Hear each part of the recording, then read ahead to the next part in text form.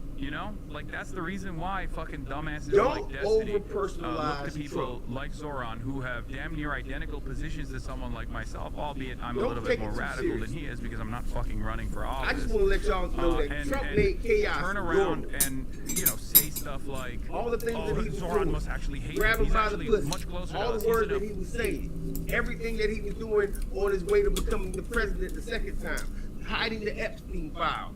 Trump has made chaos normal. That's what narcissists do. They normalize chaos. Trump has turned conflict into strategy. He's made otherism normalized. The Trump administration has made otherism normalized. Now they can point at someone, consistently point at someone and say, you know what? It's their fault.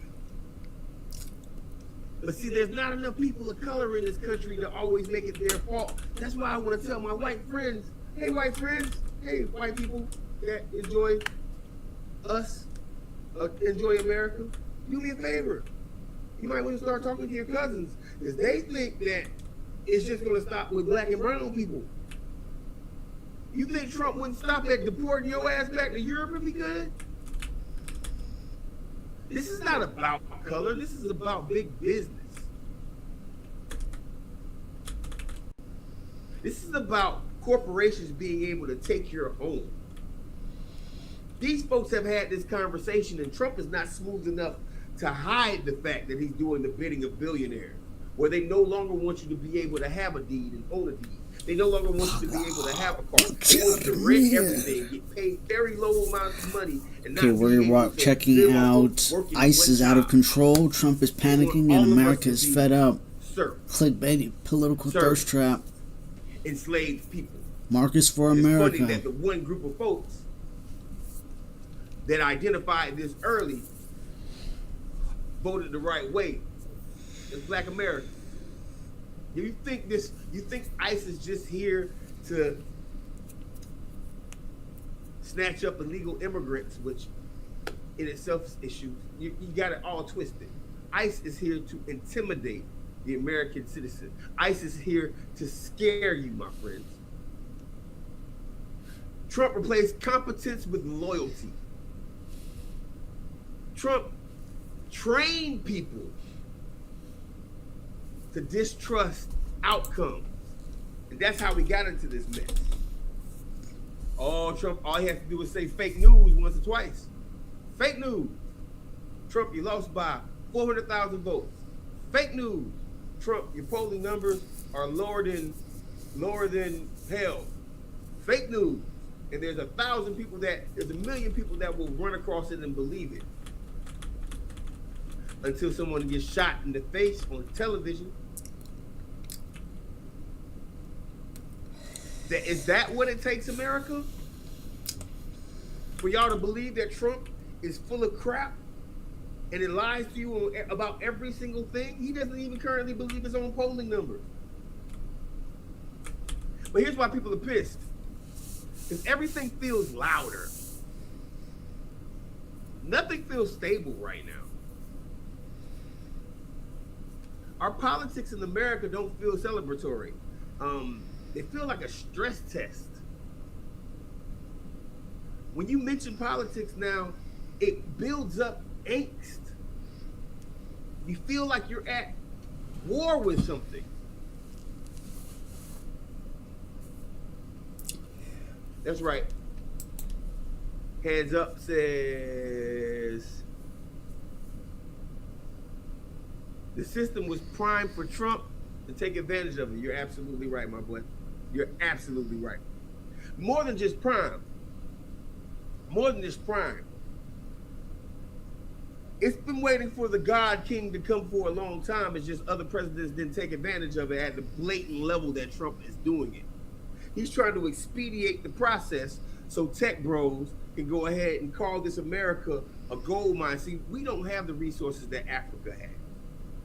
They can't go to America and dig out all of our resources.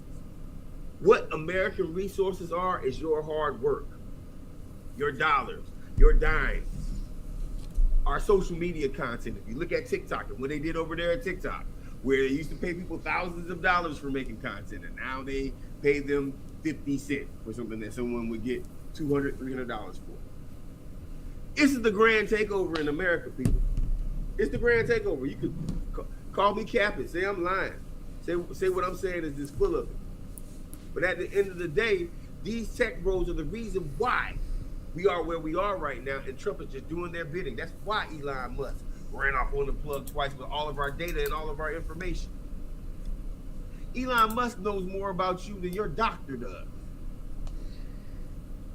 Probably just as much as your spouse does. Y'all think it's a game out here.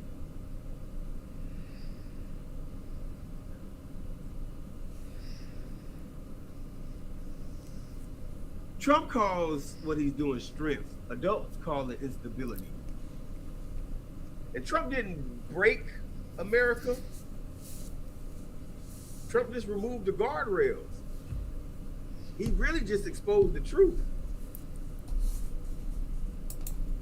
There's a whole system that needs to change right now, and Trump is exposing it because Trump just went all the way full corporate. He went all the way full authoritarian. You ask the average black person right now in America, hey, did they expect this from Trump? They're going to say yes. You ask the average Trump voter, whether they're a moderate Trump voter or a Democrat that just didn't want to vote for a black woman or whatever it is, did they expect this? They're going to say no. But it was one constant the whole time. That was the African American community. That was the black community of America, who already knew a long time ago that Trump is about to do all of this because he really wants to take it all. So maybe folks need to believe us a little bit more, but this is not about being black. It's just a black perspective.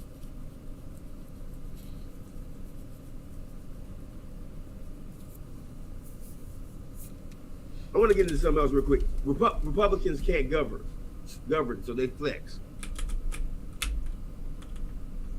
See, the Republican Party, they miss votes, they pull bills, they threaten shutdowns, and they fight each other publicly.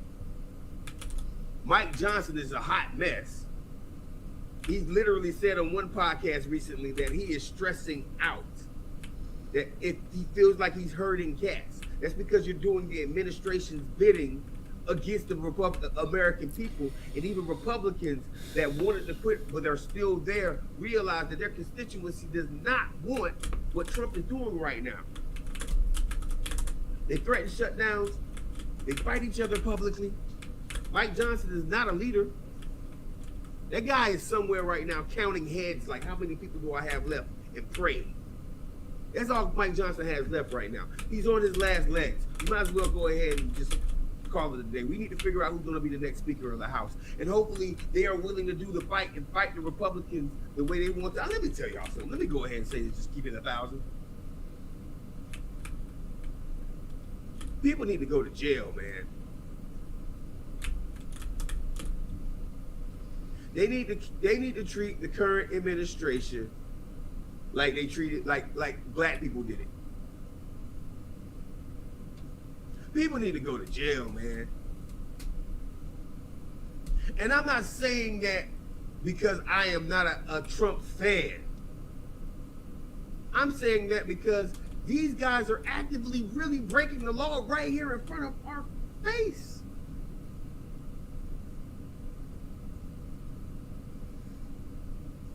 You mean to tell me a white man can't take a gun to a protest anymore? When they started doing that? Oh, it was an ICE protest. Ah, got it. Because see, I didn't see nobody saying that when Kyle Rittenhouse was out there with his gun at a protest. As a matter of fact, he got away with shooting somebody and he didn't even have the power to do that. It was cool when they did it.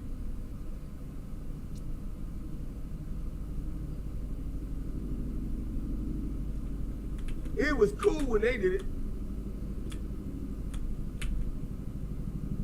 Why was it cool when Kyle Rittenhouse went out there and exercised his Second Amendment right?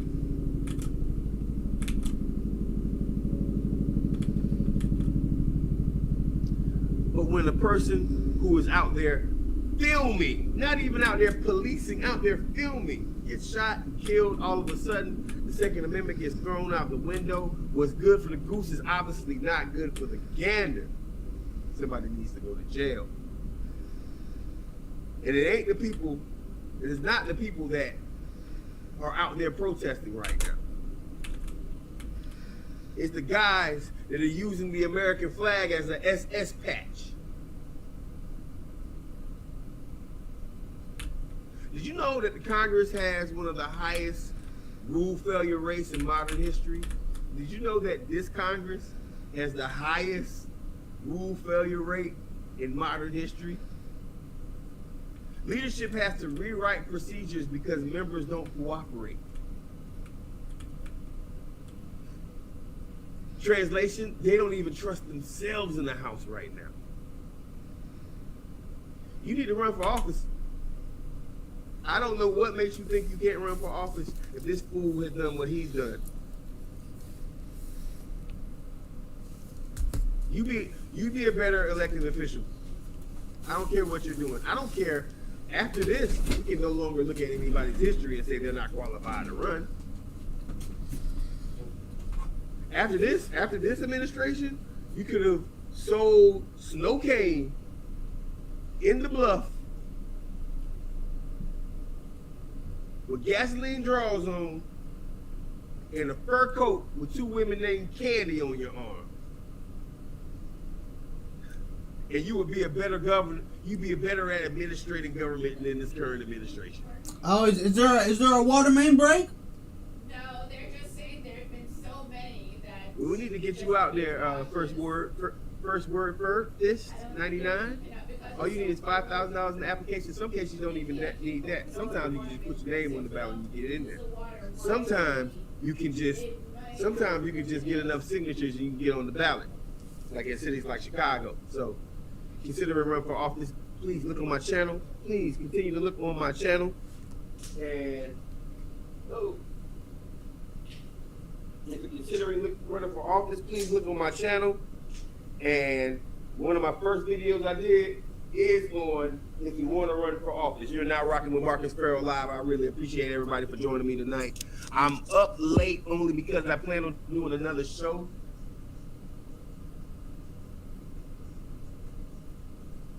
Am I lagging right now? No, come back now. All right, there you go.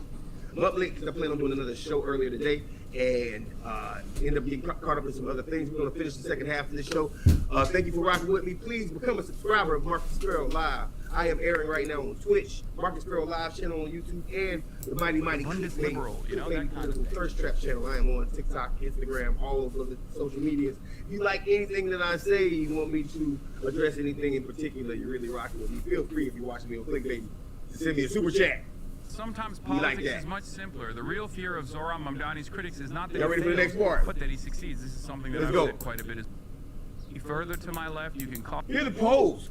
Here are the polls for the GOP. He was able to go to towns that were previously dominated by the GOP is nervous right now. In the Civil War and literally convince the fucking peasant class and convince the workers that Trump is underwater nationally in all. The more I read about this stuff, and Mao, ironically enough, was like way more in favor, in my opinion, of anarchism than a lot of people actually understand. Especially because he initially wasn't even a socialist; he was an anarchist. Out of a Republican in modern political history, these guys were unimaginably pragmatic. They were unimaginably pragmatic. They were living through it, and they were incredibly pragmatic for the times. Okay, because just because you're famous doesn't mean that people like you. What, Azam finally got to the anarchist lore? No, I've literally GOP said favorability, what it shows is that before knowing that Mao was initially an anarchist. If you recall, when I was critiquing the Cultural Revolution and its excesses, I was genuinely talking about like how anarchist and how decentralized this form of like punitive measures were and how bad that was. Ironically enough, I had actually criticized it from the perspective of anarchism. They don't like it. Okay. Makes sense. You went to school with some people and you don't like the federal government but ready even to Mao's shoot you in the face just because you want to go say even Mao's Black move Lives in the Matter. direction of communism from anarchism, or his all lives direction, matter, whatever you want to say. like moving in the direction of like Marxist Leninism or his never forget that you're paying taxes. All of that you're stuff paying the bills for the a people who are out the there pragmatic trying nature to of these hurt early you and harm you and treat revolutionaries. you like crap. That's right. ICE. For the you love of pay God, ICE's don't bills. fucking call the Cultural Revolution anarchist. So what the Anarcho-communists trust sitting poll here shows is that they're declining, especially under the age of 40. twiddling thumbs, Force without looking trust at our backfires. watches. Respect isn't commanded, is earned. Flip it.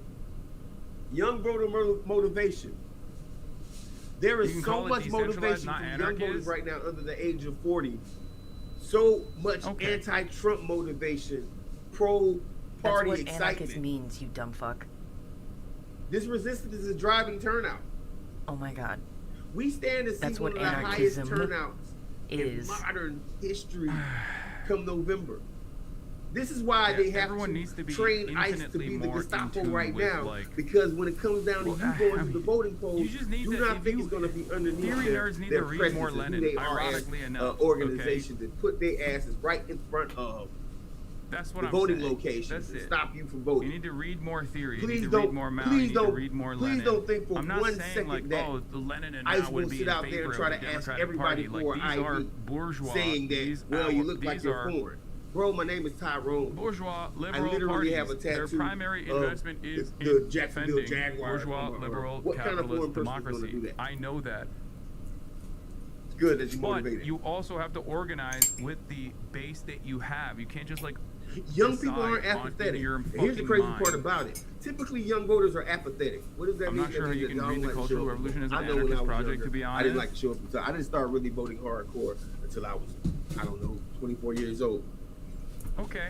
Young voters normally are apathetic. Not this time. That's just my assessment. They did a recent poll that said I think it is. 50% Especially of the decentralized nature of it. 50% of registered 18-year-old voters plan on voting. Very and another 25% is thinking I'm about not it. saying That's Maoism is anarchist. I'm lot not higher saying that at voter all. turnout. God forbid. I'm simply stating that. Oh.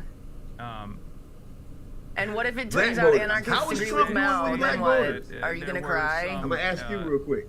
How do you think Trump is anarchist doing with black elements in voters? it. And I think that the excesses actually stem from the decentralized Oh my god, are you gonna nature pee your of pants? How even though we're staying at home.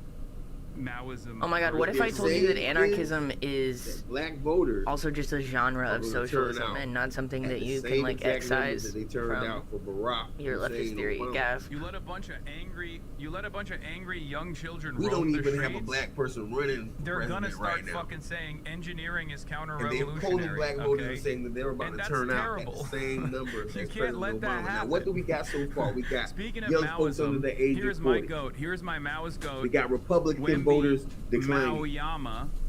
We got young voters voting at a high rate. We have black voters that are planning on voting at a high math rate. Is bourgeois. Math is bourgeois. Disrespect is immobilized. Counter-revolutionary. It must be excised. It must be punished. Disrespect is a mobilizer. Please believe me. You can have The a ex-voters, non-anarchist version what of is that their kind of confidence violence, in by the democracy? way, of an abject fucking failure.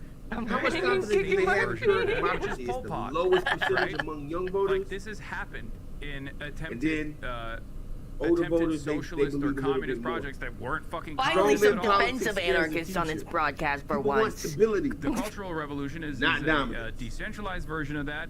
Pol Pot And why is does Bitches this moment love feel to so hate. a heavy? non-decentralized version of that. But the outcome Why does is this moment feel so heavy significantly right now? more devastating Well, when it's it's the not even convergence fucking of a couple of decentralized, things. as a matter of ICE fact. If it's like aggression. state backed. Anyway, Trump volatility, I'm not gonna. We're diving into Republican shit that I think dysfunction. probably They are just a hot mess right now. causes a brain Public break for a lot of exhaustion. liberals that are broaching. And as the James subject Carville matter for the said, first time, Where's trying to Stover? She's out there somewhere, levitating right now. Yeah, we forgot about that. Move away from this. They're pulling all of this stuff with ICE you know, and their talk about the Republican news now. dysfunction and all of these things that they're doing, and He's we fucking still have vibrating. issues. Vibrating, with levitating. This is too difficult to understand. You're not So stupid. this Powering combo up. is going The to only reason why this is coming historically across as lead difficult to to understand for you and is because escalation. you don't So know what we gotta the be lore. prepared Let's for just use that term. is that It's only because gonna get you worse. don't know the lore. Trump So is therefore, so a lot of the stuff he's that gonna- I'm, he's you know, Oh, she's literally a lot of the stuff that I'm bringing up, you're like, what the fuck is a Pol Pot? If you don't know who Pol Pot is, if you don't know the Yeah, I Khmer heard the same Rouge, thing. if you don't know their He snuck alignment, in if you here. don't know their like self-described. Every time black White as a political ghost. power grows, the system panics, White as a the mask ghost. slips, and force shows up early. Every time black and young voter and brown voter political power escalates, that's when somebody gets taken out. That's why the I always story. say one of Ignoring my the bestie, favorite I smacked my podcasts head. that Sorry, there's just like so many baddies with partner If we were badges in winning, here. if they were There's just like, winning, and so many they wouldn't be VIPs, using you know, the so news many, this much force. so many That's what y'all baddies in need here to right now. understand. Juleberb, Look how Jason's we're nervous to 100, start showing you Topagos. Exactly. There's just so many conflated, so many beautiful people. You They know, want you tired, family. so many Why? bad Because tired bitches. people don't vote. It's just hard to keep up. Narcissists like chaos. Narcissistic people and narcissistic entities love chaos. You know, but they love to keep you confused, so you never know which direction you're going. You're tired, and you policies. finally submit to the yes. All right, let's see what That's Wembanyama exactly has why to they're say. doing what they do. PR has tried, but I'm not going to sit here and give some politically correct, you know. This is exactly why the Trump administration is acting the way I know that they're acting right now. I mean, every day I wake up and see the news, and I'm horrified. It's been Marcus Farrell live, man. I wanted to go it's live crazy for you guys real quick to tell y'all what was happening. Like, you got to be safe like out here. like There's a problem that we have in America right now as we like speak, and that is civilians this is the first time in recent history that Dude, a this is fascist unironically a force has byproduct been of on just our like streets. a But social, nobody was really bringing this social up democracy when they were only putting and the tanks educational in outcomes Oakland you and get from a Memphis. social By the way, democracy shout as out to opposed the brothers to in the United Memphis States of who America. stole the Okay. tank. Stop. He's so And I heard woke. His anything about hairline coming is an to M Atlanta for now. Mao.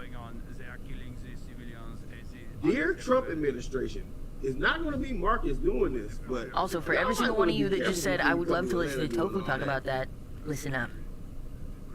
Because she said, Y'all can run around anarchism and- is a and- socialist and- tradition. and Knowing/understanding the Durangos nature too? of the many, many Little different scat packs and stuff like anarchisms that? is a perfect way to explain That's the their fact that favorite car anarchism down is here. an ethos and Don't not leave necessarily your car. incompatible with communism. Not at all incompatible with communism, in fact. Don't leave your car. Most anarchists, to me included, I view am the proud of Marxist America. concept of permanent I revolution as will being say that. central. I'm proud of America. This is why I'm proud of America. Because if you ever watched the movie Idiocracy, it's terrible. It's In conclusion, I absolutely foreigner, thought that we were Flip headed it down around. that path.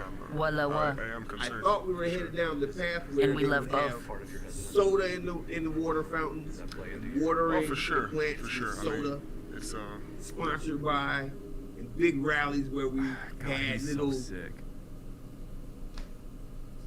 whatever. I thought we were headed down that direction. I thought America was stupid. I thought that the GOP and the Republican That's Party and Victor. even some moderate Democrats were going to allow this country to just fail because they were so addicted to corporate power that they were willing to let Trump do whatever the hell he wants to. Buddy. I was Someone concerned send with me a that. fucking Maoist Wembanyama I'm happy edit, to see please. a little I pushback want to now, post it. family. I am. I'm An surprised. image. Here's the problem. We're going to get power back. We're going to get power back. But this cannot be a repeat of 2008. All right, I'll just use it at You know what Tiananmen I mean Square. by I'll that? just use a photo of him at Tiananmen Well, Square. we're going to have an instead. opportunity to have the presidency, the House, and the Senate. Our go-to move doesn't need to be we need to turn and go right back to corporate America. The American people want change. That was supposed to be in a reply. The American people are hungry. The American people are sick and tired of allowing corporations. And by the way, we haven't mentioned corporations a lot in this ICE stuff, but do not think for a second that the American corporations that are making billions of dollars has nothing to do with this. Peep the image. Oh This my instability God! Look at that Wemby's we have by ICE. Wemby's You think Trump is just doing Yes. this randomly? Yes. There's a bunch of billionaire friends that It's he has true. right now that are actually happy that these ICE raids are going on. I just need him to get on board with Jean-Luc Mélenchon. They know that 'cause this he is has a actually setup been for an election, that he a has rigged actually election been to keep him against, and the Republican Party in power. But they made so many Comrade mistakes. Wembanyama formally denounced the Across cult the of board. greed, recognizing that the endless pursuit of profit has These corroded the fools try collective to spirit and gerrymander- fractured society. The future belongs not to capital, You but know to the how bad the people. Republican Party is right now? You know how bad Trump is? He can't even gerrymander right. Republicans are excellent at gerrymandering. That's their skill set. Mélenchon is too They've revisionist been for him. No, gerrymandering he's since for literally about said the he's past too 30 ready years, and they've been excellent at it. in the past. Get But I, one but that was minority that was state, pre-China. And then every other Low seat key, is contested, and then they have Low-key, three that was Republicans. pre-China That's how they Wemby, and I always think maintain post-China power. Wemby is How actually did way Trump more on board mess with that up? Mélenchon. Well, you know how he did it. If you don't know how he did it, I just want to say that the point of theory Democrats is not ended up dogma, it's to using understand the that people have gerrymandering engaged with power these ideas in for their centuries states, and we and can now learn from them and their mistakes. I Congress agree. not only is going to flip by itself, but there's even like Are you a 10 to Cholima on the 12 wing more enjoyer? seats Yes, one of the on top greatest what's fucking, already going to be flipped. one of the greatest communist Trump administration can't even songs gerrymander of all correctly. time. All praise Jusha. I find it interesting. This is going to be fun, and I'm proud of you. You cannot go back to the same type of politics. Now that we did our daily Zohranistan, there's something in Mamghanistan history take, that I like a lot. what else was I going to say about woke being back? Every time in history that there's been a this fascist is the regime, one other China thing that I was going to mention. Go woke, go broke. The next Harvard's latest government failure. My latest Fox's opinion by Ilya Shapiro. Harvard gets schooled by China as America's universities choose activism over So excellence. Trump fans, you thought it was bad. But If hey, you know anything about China, and many people don't, you guys, y'all administration, you know that, and if you're a Hassan head, you already heard me cover this stuff before. If you know anything about China, you know that they are literally, there is state-mandated wokeness in China, okay? 56 ethnicities, 55 of them are in the minority, and those 55 ethnicities get unimaginable state-mandated, state-sanctioned woke. They have exactly what Americans criticize America or fantasize that America has in terms of affirmative action. I'll be live in the morning. That's what's so funny about it. Peace out. A lot of people literally think like, oh, China, they're not doing woke. They're not doing... No, they are. They're doing woke. The most aggressive version of woke. The type of woke that American Republicans actually think liberals are advancing here. Okay? What they claim to be DEI. Which is what I replied to. I said, one of the funniest things on this issue is China literally has state-mandated affirmative action for all ethnic minorities that range from bonus points in Gaokao, the entrance exams, the lower barriers of entry for admission.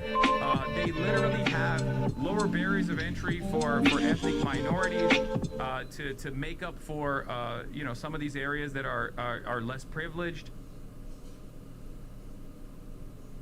It's so funny that these guys are. It's so funny that these guys are like. Isn't that contradicting with the Uyghurs? Wait, why would that be contradicting with... No, they do this with the Uyghurs as well. No, they do this with every ethnic minority. No, there's two separate things with the Uyghurs. In Xinjiang, they used the... Oh, shit. I was almost... What the fuck? I almost accidentally sent a fucking text message to a campaign advisor. Text-to-talk campaign advisor about Uyghurs in Xinjiang. Oh my God! I don't know how that happened. The Uyghurs in Xinjiang, they engaged in tremendous repression on Uyghurs in Xinjiang under the basis of like a separatist movement, claiming that this was an anti-terrorism initiative. Having said that, however, they also still have the exact same the exact same like promotion of ethnic minority shit. No, it's not just no Muslim stuff. There's plenty of fucking Muslims in China. There's a fuck ton of Muslims in China. You're wrong. Uyghurs in Xinjiang were under dragnets, and they went through a process of gruesome re-education, which the Chinese state considers to be vocational school and technical retraining, which was fucking bullshit. Sorry, don't get mad at me. It's just the truth, okay? I know a lot of people will get mad and say, this is Adrian Zen's propaganda, okay? It's not. There's very valid claims, okay? There's very valid claims. Kui people, for example, are Muslim Bahan, exactly. But I'm not talking about that. Even with Uyghurs as well. And no, it's not fake. There are obviously fake parts about that propaganda, but what I'm saying is not fake, okay? Uyghurs aren't the only Muslims in China, but the Uyghurs in Xinjiang were genuinely engaging in acts of violence, some were, and instead of identifying who was doing the crime, the Chinese government's attitude towards separatist movements is incredible. They are incredibly strict. They will never allow that to happen. Obviously, no country would ever allow that to happen, but like China is exceptionally aggressive. Of course, in comparison to the American government's treatment of Muslims, it's the most peaceful approach. It's unimaginably peaceful in comparison to like what Israel has done in Gaza, for example. It's not even on the same fucking wavelength, let's be real. But as far as the separatist movement that was building in Xinjiang, they cracked down on it fairly aggressively, much more aggressively than I think is appropriate.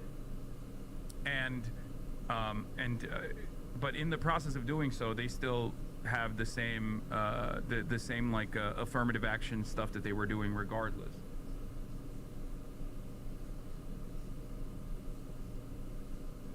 And it's ironic because Xi Jinping at the time literally said, this is like, you know, this is our war on terror. We learned this from you when defending it. In one of the rare moments that he actually addressed it, I remember him talking about it. I think it was like either one of like the standing committee statements or something. I can't recall. I don't know where I fucking read it, but I literally remember either tweeting about it or reading it when he was talking about it, when he was saying like, well, this is our, you know, we're also conducting a war on terror.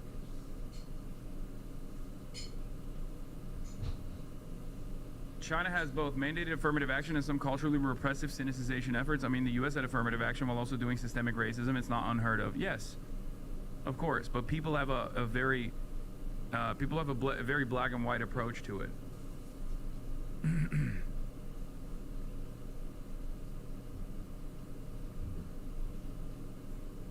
This is to cynicize the minorities within a sphere, bro. Come on now. If China had a similar amount of minorities who are immigrants, the locals will flip their shit. I studied in Peking. Yeah, no, I'm not saying that that's not an initiative. I understand and recognize that, and I am critical of that for the record. Like, I have not shied away from criticizing the Chinese government at this, specifically on this juncture, and I'm not even, like, regardless of how much CIA involvement exists for the Uyghurs by way of Turkey, and that you can see them in fucking Syria, for example, as you know, combat-ready elements that America has used that will inevitably go back to China, for example. Regardless of all of that shit, I still think it's inappropriate to, like, I think it's a complete violation of human rights to treat this minority group in its entirety with this extensive state surveillance. Having said that, even the Associated Press, as I've talked about already, has said that these initiatives are gone now. You know, collective punishment aside, it's now, you know, it's in the rear view mirror.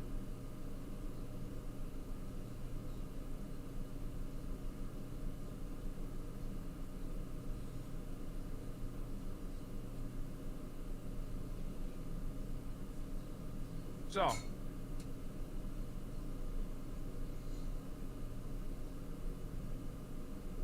they shut down mosques and only allow tourism there. Can't even pray in them. It's banned. Yeah, that's not correct. Islam has always played a major role in Chinese history. As a matter of fact, China is unironically more tolerant to Islam than they are to Christianity, for good reason. Let's be fair. Christianity has led to a fuck ton more pain in China. So no, you're wrong. As far as like Muslims not being able to pray in China, that's not correct. But if you unironically want to talk about like religious intolerance, China is infinitely more intolerant to Christianity than they are to Islam.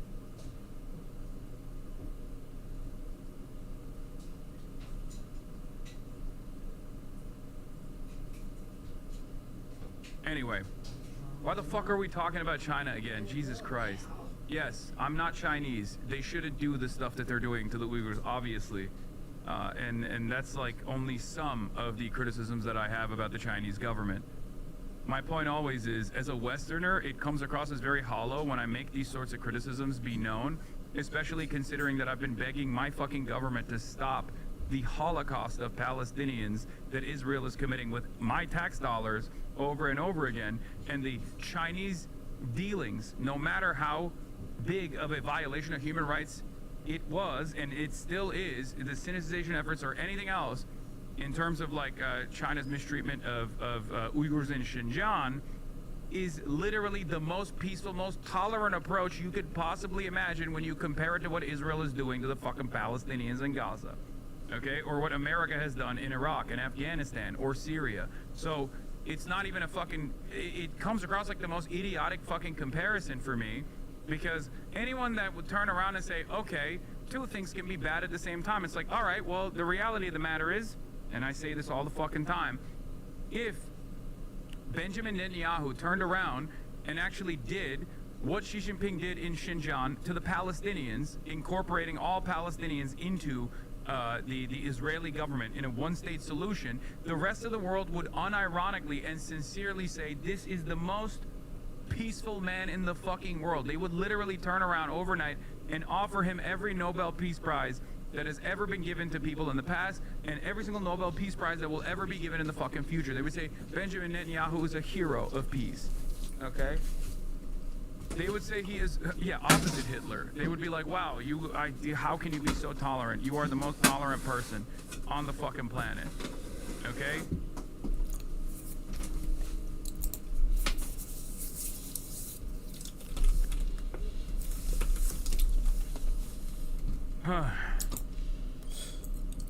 Is Jank's last name related to Uyghurs of China? Yes, Uyghurs are Turkic. And that's low-key why I joke about being a white Chinese, because like my maternal ancestry is Uyghurs. Okay?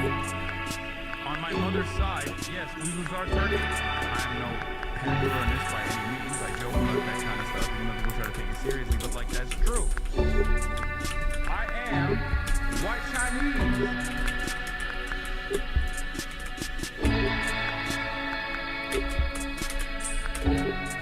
Don't romanticize the CCP, they're just pervert gangsters with wigs. Don't romanticize it. Wait, what wigs?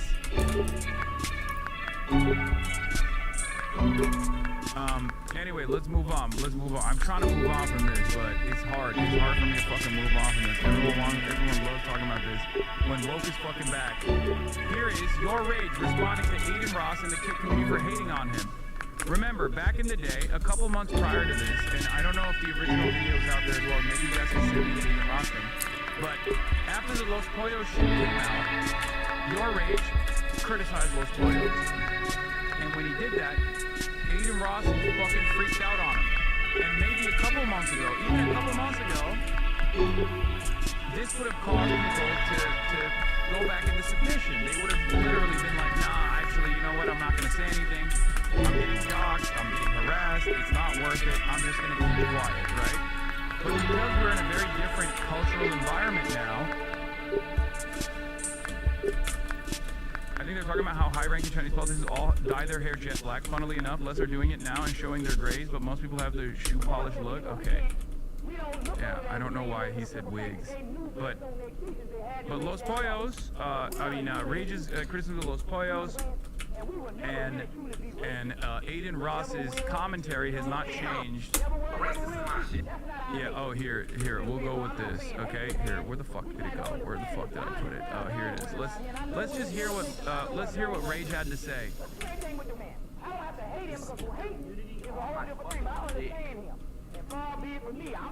A community straight glazing my shit. I'm like, yo, is this Los community? Who's quote? Who's being hella racist in my shit? I see hella racist shit. Classic, you know, classic. I ain't even had nothing to do with them, gang. I ain't even had nothing to do with them. Talk about the blue black man like, from Syria. Calm, not racist. In his page 380 or something, Secrets of the Mexican Pyramids by Peter Tompkins. He talk about that. And when you see those men from India and you see that blue black, those people from India, that's the actual, and you see that light blue person, they're actually showing you that one time these people was blue black, Moors, Lord of Earth, that they call, that they just lighten up now, but they're still showing you the indication that these were black people. And there wasn't no spooked out guards who come down in no light blue stuff. You know, looking like some Carolina, Tar Heels or some kind of stuff. They were black people in the whole 9 yards. What's that, brother? I was like, yo, kid, you can do anything on this bitch. I was phone out and all types of shit, you know what I'm saying? Well, number one, Friday the 13th was my queen's birthday. But, you know, 13 is also a number of Sirius. Which you'll get in, there's some more science built on 13 being the numbers in Sirius in that book called Hamlet's Mill. It'll get in there, is also a number from Sirius. It's the black man's lucky number, it's the man's unlucky number. You see, it's the man's unlucky number. 13 is a very spiritual number. You see, all the numbers are infinite with black man. So, you know, 13 was the number of Sirius, and also Jeremiah say Sirius was known to the Masonic people as a star of retribution. Say that's a star that we're going to get our retribution one day, because they automatically knew that the black people was around that star. So, I don't know Friday, you know, I'm quite sure Friday the 13th, I don't know what the whole deal is, but I do know the number 13 is a lucky number for us and an unlucky number for him, because he ain't never put up. His elevators in his buildings ain't no 13. Ain't none of his floors a 13th floor. And none of the elevators don't go on no floor like that, because there ain't no 13th floor on none of them buildings. You see, so that's some things that went on too. Now I'll get you, brother. Go ahead.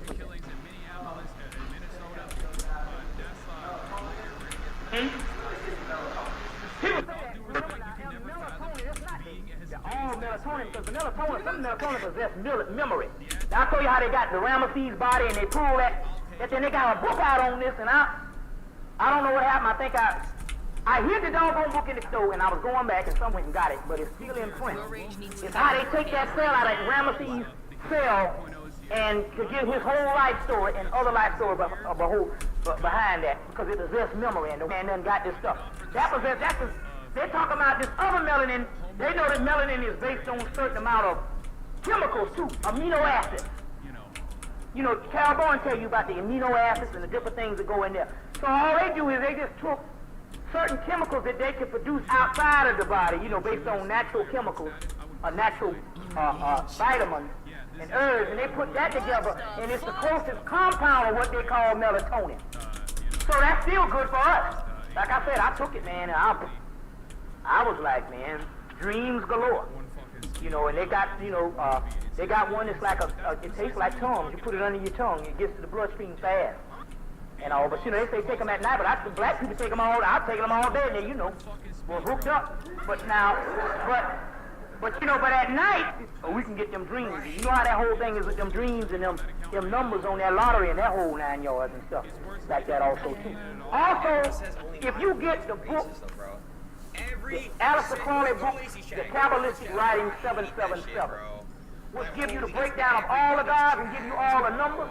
And once you break down your numbers and look at that correspondence, you say, oh, that's the God I am. You can do it in that book. That's a smooth book. And that book, 777, all of them buy it up. In that book, they got a whole 15 pages on up with all these numbers. That add up. There's just numbers. This page is full of numbers. And you can take them pages and use them for the lottery. You know, if you into that thing, you know what I'm saying, you know, but, you know, why not, you know, whatever. I mean, but we do know the lottery thing is fixed too, because they know that those numbers come from Dutch Stokes took over the lottery that was started in Harlem. And then we get them numbers out of the universe off their cosmic records in our minds. That's why you see, on the commercial, you see the numbers floating through the universe. That's because they're showing you that the numbers are cosmic. They're coming off their cosmic records. You see. So now what they do with that lottery now, they know one thing too. They know that black people play the lottery on the weekdays. You be packed up in the store. You can't even get no food. Somebody standing up in line, you know, with the doggone lottery ticket. Make you mad. But they know that they get the real deal stuff where they really put the winnings on the weekend. That's when people play on the big cash.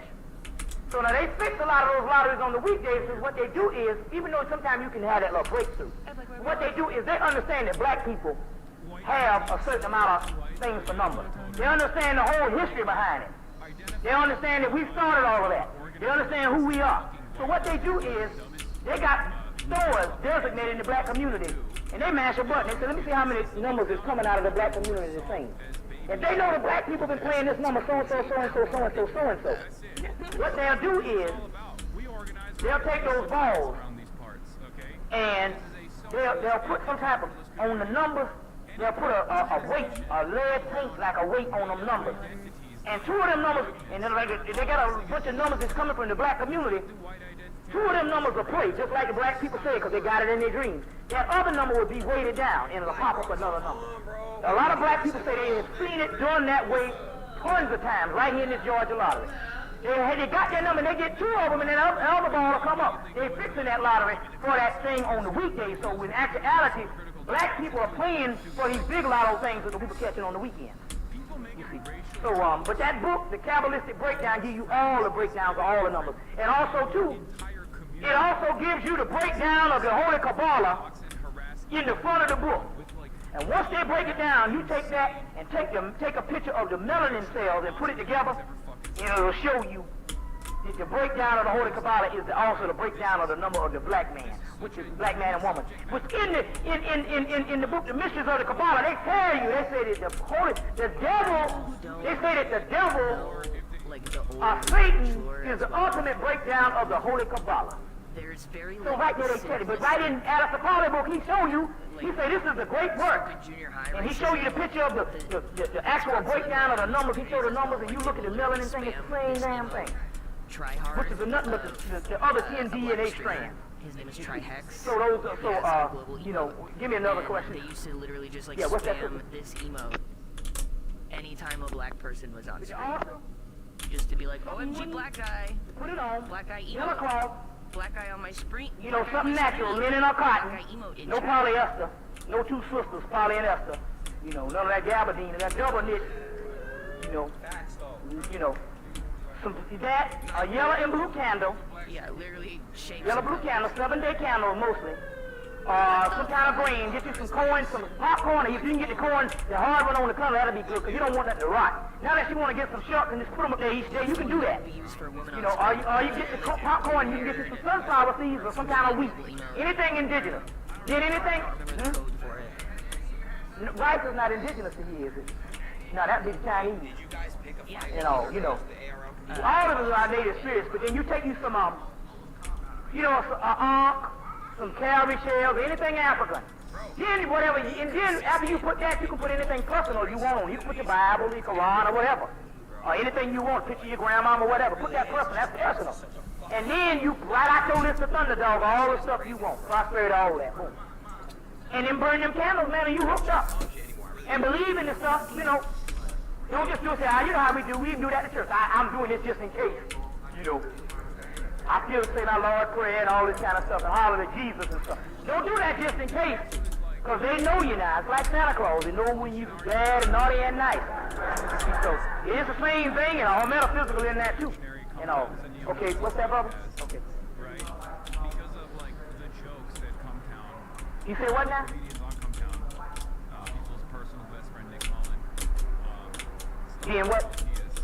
And Adam Friedman engaged in their own personal politics was. Aliens, no, some of those aliens, see, all but like Muhammad told you, that some of the aliens are just different life form in the universe. But the black man is the one that live around the central sun, and the central sun is, the central sun around Sirius is the central true father of the universe, so those are the gods of the universe. The man is, there ain't no God but man, woman, and there's the black man and the black woman. So now they are seeing those things.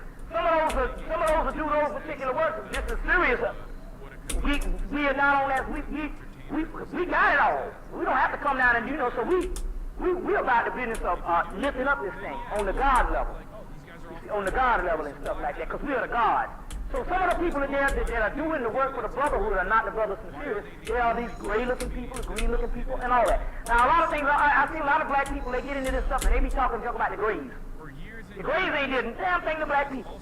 I don't care if they're killing up 1,000 people, they are our friends. So therefore, we don't even need to talk bad about them, even if they are outcasts. The Orions, and that's just a part of the Orion, a little part. There's one called the Zothian Empire, which is down with the Syrian Empire. And they're down with the Syrian Empire. And they're all one connected. And they ready to take heads. You see, they're ready to take heads and lock these mutants down in the whole 9 yards. So some of the green things they see, they are actually green men. Based on things, they are actually other life forms. But the black man is the prototype of God. The black man and woman is the prototype of God in the universe. You see. You know. What's that, brother? You had a question? Okay, what's that?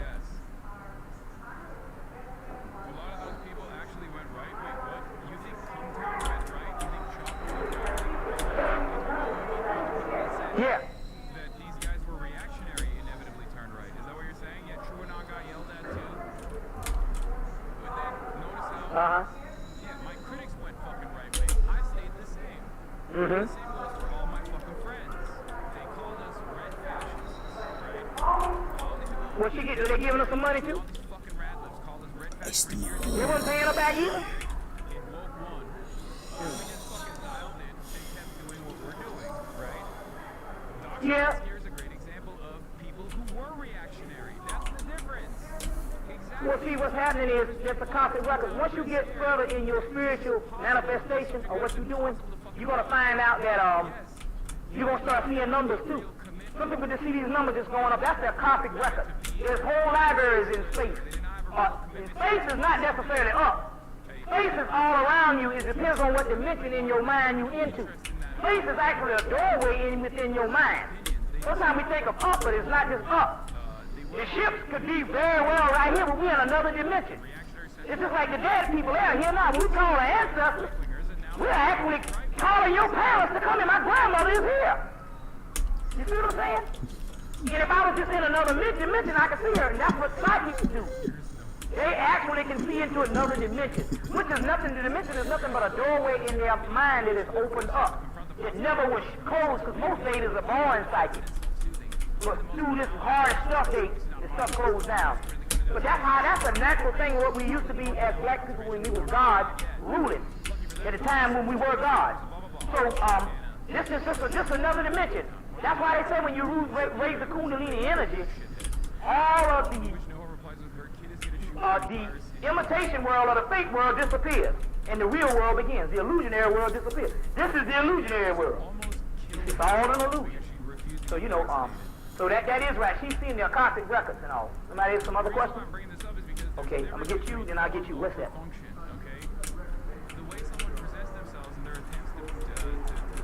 Well, there's so many dream books. You can go to Black Media. They got tons of them up there. They even got a dream dictionary where you just, any little thing you got, you dream of an ink pen, you got it in the dictionary, break it down. People done studied all of that.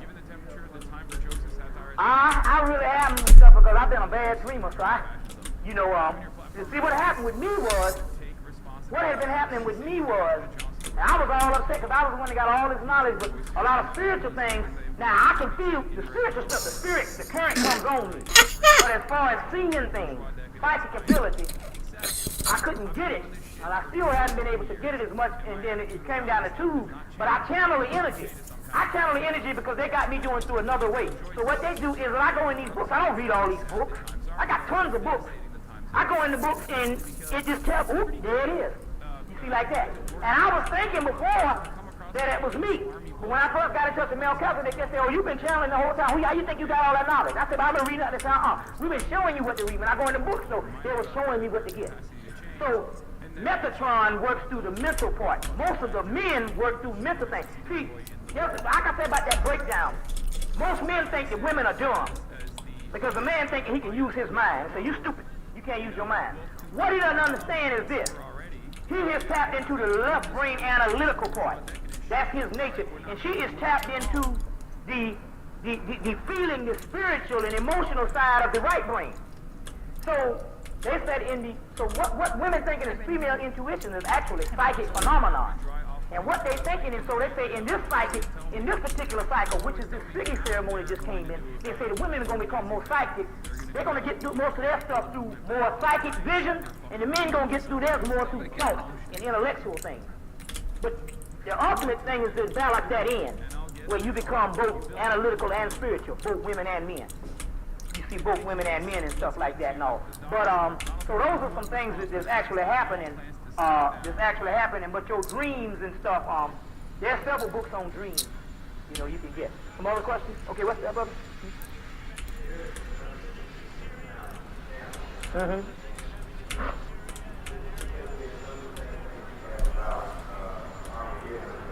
Mm-hmm.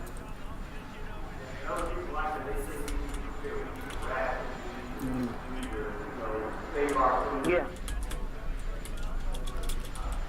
Well, my thing is it wouldn't hurt to do those things, but then again, food run out, water run out. I'm saying, I'm not, me personally, spiritually, every time I hear the stuff about stockpiling, spiritually, I can only go by the spirit. Spiritually, I'm not drawn to that because I know that if that's all we had to do, then all we ain't got to do is wait for this stuff to run out.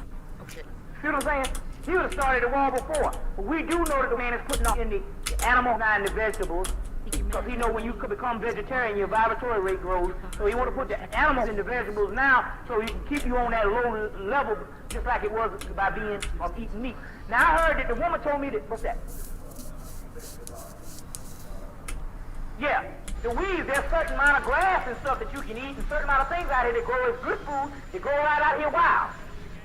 So stockpiling, I mean, there's certain things you can eat. You know what I'm saying? But like I said, man, anybody ever one reason why it's good to go on a fast for a week or a month or 2 months or whatever is because if you can go through a fast and only drink some water or some juice, when hell break down and you ain't got no food, you be like, hey, ain't nothing but another day. If I can just get some liquid, I'll be good to go. That's one of the main reasons we're going. If you ever went on a fast, you know what I'm talking about. You don't need no food. And you know the first time when you going for the first day, man, you are paranoid. Oh, Lord, I am. Hey. And then, and it's funny, and it's all in the mind, because sometimes you be doing work, and it be 9 o'clock, you say, I ain't ate nothing all day. That's a fast. You see, so when you say going on a fast, that's why it's key to go on a fast. One of the reasons why a lot of my stuff rose, because when I was on that fast, I cleaned out. Not enough to clean out a colon cleanser, but on that fast, after that week, all kind of stuff start coming off the walls that you ain't never seen before. Yeah, you know what I'm saying? You might see some cats and dogs up in there or whatever. So the fast is good and all, and that's the way to prevent all that too. But I'm like you, my point is this really. I'm saying, I don't know about you, but we're gonna get the physical jump on his ass before we get it on us. I'm saying ain't gonna be no new world order. Ain't gonna be none of that. And if it does come that way where he gets rid of the money, and you saw the new money, they printed, what was this money? Emiola brought it to our attention. He has Xerox copies down at Black Media where they got the new money that they printed in USA Today. My point is the only reason it is stuff, because the only thing that we are not liberating ourselves, like I say time and time again, because we worried about the cash. So once the money is gone, everything gonna be beautiful. Now these are 2 points that I gotta say. I got to give the nation. I ain't talking about nobody and what they're doing. We all messing up. Let me tell you about the nation. And it got to me the other day. There's a brother that I've used to see for the last 5 years. When I see that brother, I go the other way because I know he coming to harass me. He coming to harass me to either beg for something or he coming to say something crazy. But the other day I saw the brother coming and I said, oh Lord. I said, man, I'm going to go the other way. I don't want to deal with this brother. But I noticed the brother was on a suit. And the brother pulled out a bleeding pile from papers. And man, it got to me. I said, now look. You got to look at the magnitude of this. This was a lost soul out here. Now the brother, he's still kind of crazy. But the brother now is found. The brother knows the teachings and he's doing something like that. No, man, if the Nation of Islam don't do nothing else, that's enough right there. You know what I'm saying? That's enough right there. They don't do nothing else. Just to get one of the most hideous people I know and put a paper in his hand and give him the knowledge that this is what's happening. Shit, let's own it. That's beautiful. So that's that. So I forgot the other thing I was going to say, but it'll come back to me. But that's some beautiful stuff. What's that, brother?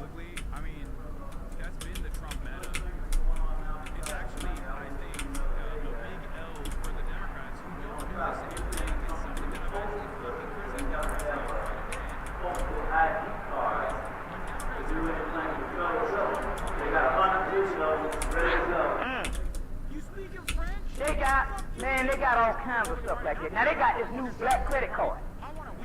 You don't have to have no credit, bad credit, all this here. Black credit card, this means power. You don't own a bank? Yeah. The finance nothing, this means power. And they're giving them out. But now my key is this. I'm going to tell you this. You got a credit card, go run that baby up right now. But the money gone. I'm going to tell you right now. Now is the time to run it up and get all the stuff that you want to enjoy. Get it. My sister, my queen, she went in, they gave her one from Ann Taylor. She went up in there and said, oh, that's a $1,000 outfit. I want it. Just got shoes, got all the stuff, and ran the thing up. Now, this is the person that she walked there. She had a brand new card. She walked in there that day. And that day when she left out, she was already over the limit. In one day. Hey, run them babies up, man, because look here. Man, you crazy to get your credit straight and all that. All this stuff to get ready to go. So now go and buy them cars and all that stuff. You do it. Do it. I ain't lived on no Social Security in 5 years. I know doggone well. Man, you let her give me a credit card. Or any kind of credit. I'm going straight to the bank. As a matter of fact, I keep forgetting, but on Monday I'm going to go and apply for me a Visa a master's, all that. I'm applying for all that. I'm gonna run them shits up. What's that, brother?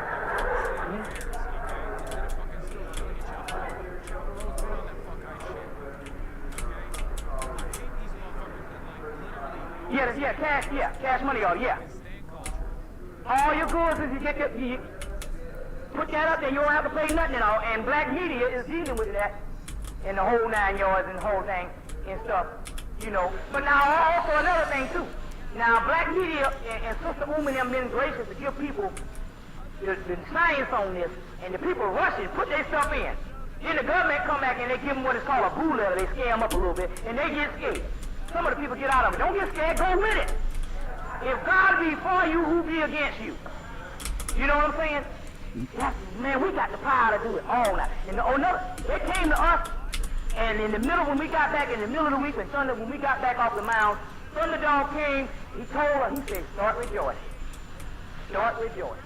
Now, you know that's a good signal when God in person tells black people to start rejoicing. He's talking about the ones on the frequency. Because the difference between heaven and hell is a mind thing. Take this, my roommate said, man, we are struggling. I said, I ain't struggling. But see, he want all this big Lamborghini and all this big fabulous home and all that stuff. I said, I don't even want them things. I said, so I'm not struggling. I said, man, ain't nothing beautiful in this knowledge and stuff. And he's the kind of ignoramus. I came and put stolen legacy. I gave him something. I said, I came and put stolen legacy on his vest. So he read this, so I'm trying to get him into consciousness. He done took the book and put it back on my shelf an hour later. But yet this nigga go down and buy Bill Walton's new book, 250 pages, and read it in one night. I say, man, really, somebody just need to just take a gun and go in the room and shoot you and put it in your hand and say, he just killed himself. What do you do? Just take him out in the field and shoot him, man. Because, I mean, this is a bunch of dead energy. But that's the brother dead, so I have to send the brother to real life. You lift him up, you know, real life, to lift him up. And everything is, man, is you know what this damn fool said? Now, this is the ultimate. I got to say this on film. He said, when the mothership comes, he said, I don't care if the mothership comes, as long as they got ACC basketball on that motherfucker. I ain't lying. He sure did. And I said, now that's the, he said, I don't care if the mothership comes, as long as they got ACC basketball on, I'll be all right. Food. And that's just the iceberg of the stuff. You see. So. Yeah. Okay. You know about that cliff that some of the one that just went on. Well, that was just a day of energy. Now they got a lunar one also too. So that's a day, man. We did a serious. It was some serious energy because I did a serious invocation. And like I said too, do them like I told them invocations. Do them every morning and do them every night. If you can't call out all the gods, if you just go and just get your glass of water and go from God's unknown and known. Mainly if you got a plant or just a bucket of water, do that every night. And also too, if you, like I told the people before, if you cook, and I have yet to do this because I'm so doggone greedy, I'll start eating before I even think about it. If you get some food, but then again, I don't cook no large meals too, so. If you're cooking some food, and you know you're going to have some left over, don't give the leftover to the ancestors. Fix them a plate first and put it aside. Give them some food to eat, and then you eat your food. Because they don't like no food. They don't want no flowers. They got a whole earth full of flowers. They want the food that you prepared. You remember now, because these are the same souls that used to be down here. So they want the food that you went to prepared. So feed them gods too. Give them some water. You see, they like food and they like water. But I give them that water every morning now. Or either some juice or something, you know, or whatever. You know, do it the way you got to do it or what you can afford. But feed them ancestors every day. Every day. Feed them every day. Feed them and give them that water. If you can't feed them, you at least supposed to give them water every day. And that's the blessings and that's your protection too. What's that? What'd you say? Do you agree with the assessment of some of your own officials that allocate yeah, that's true too. Let's take a look. That's true, yeah, I heard, yeah. It's just like you can look at that sun, and if you look at it long enough, you'll see a black dot in the middle. You know, and a black dot in the middle. And so, what's that, brother?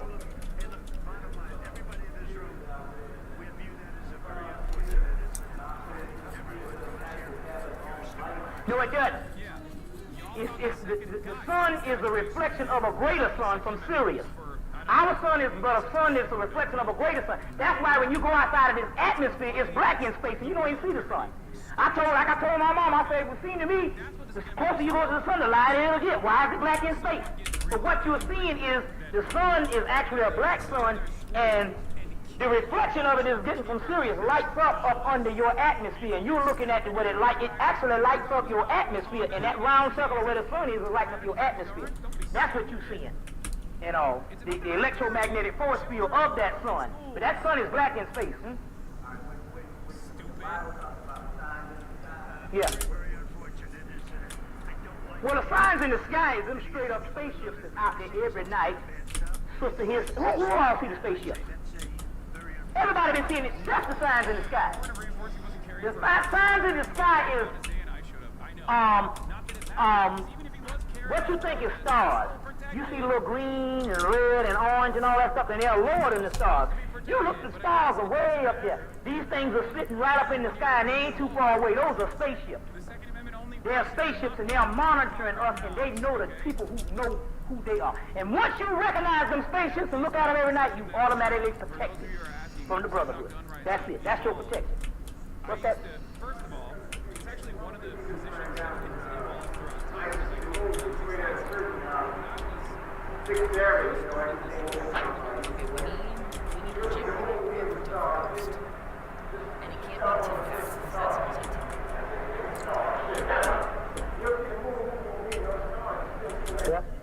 Yeah. Everything is supposed to go like this. As the moon, as it, and the stars, they all go in one rotation the whole night. Them things are, and now they got something that the Mel Kaepernick told me. They said that I said, because I used to see one. It used to come up and it would turn red and disappear around 9 o'clock. I said, man, what's that? He said, no, that's one that used to come up and it does a shift, and then it takes its shift and it rotates, and another one comes on and get on shift, get on post. He said, so they come on shifts too. So I used to see too, and man, some nights, man, you can see 6 and 7 of them. They're all over. But them are signs in the sky, you know. Some other questions? It was hers all along. Any other questions? What's that? Yeah. Well, we do. Well, it was in I think it was in my man Timothy Good book that talks about the nuclear warheads. They had to get rid of them because the ships was melting them and messing them up. Well, not even that. When I did a lecture for the Nation of Islam in Memphis, I did that lecture and I came and when I was in Memphis, while I was in Memphis, Bill Clinton came on the TV and said that we trying to buy the nuclear parts from Russia because we gotta repair ours because the stuff is messed up in them. But you gotta repair stuff that you never used before. Huh? Yeah.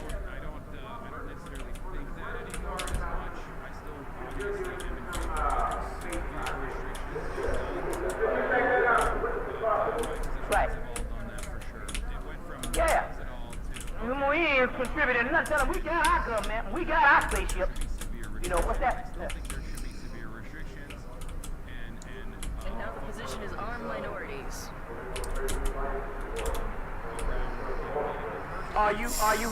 You got somebody pregnant now? Or do you want to? Okay, let me tell you some things that Thunderdog said. Thunderdog gave us a passage in the Bible. Did I bring them passages? What's that passage? Where it says that times are going to be particularly hard for women with newborn babies and women in labor. The gun is not for you. They told us that if you do put that thing up, at least put it off about a year or two. But if you do, I don't think worry about it. Why? Because the reason why they said that was not about the babies being precious. It's just that the sister, once she has the baby, she's overly protected, and there's spiritual things that she needs to be doing, and she's worrying about a baby that is actually a God that reincarnated on the earth plane. The baby's already hooked up. They are killers, they are psychics, and they are gods. They don't need no help. So she's worrying about that, and she is vulnerable by not getting the juice herself. So that's the reason why they said that. So now if they're going to have a child, they say it's at this time, you know, you're supposed to school out, but if you're going to have it, remember that the child is already protected. Just like one brother who was that devil player. And I had a pretty little baby, and I kissed the baby, and he was like, don't touch it, don't touch it. I said, man, don't you know that that baby is more than up until 2 years old, that baby is more than you are? I'll be, don't touch me. I said, that baby is already hooked up. I don't care. I say, man, so if the baby's already hooked up. You know what I'm saying? The baby's already hooked up. So, oh yeah, well, that's the one good thing is the midwife. There's plenty of them out there. Even people are going to midwives now. You know, plenty of them out because they show enough. And they show enough on me because not only that, any hospital right now is dangerous to you.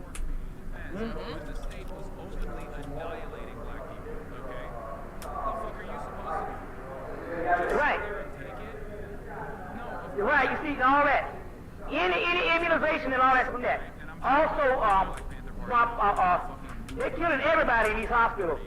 Another thing, too, about the skin cancer, because they died off of skin cancer, the sister Tamakile, the sister that I went to, the spiritual sister up in Jackson, Tennessee, her mother is in the school system. And they've already gave them these big posters and stuff to put up in the schools, telling people if they don't have melanin, to stay out of the sun, wear clothing, and all this stuff. They got it in the school system right now. So you got it. And I heard they got something. No, is it breast cancer or skin cancer coming on? They got something, huh? They got some stuff. They got some movies out now about skin cancer coming on. The man is moving. They got some movies out there coming on and stuff. Now, if anybody saw the movie, it didn't turn out to be as good as it's supposed to be. But the movie, The Stand. But they were still telling you that the black woman was the embodiment of God and they had this hand as the devil. You see, so they're telling you all the stuff straight up. And what's the name talking about his new reason for right to stand? He know doggone well his reason for right to stand. And he know that he tapped into the occult, and that's how he get all his ideas. You see, and all that too. What's that? PVP Newton or something, or Denise or something.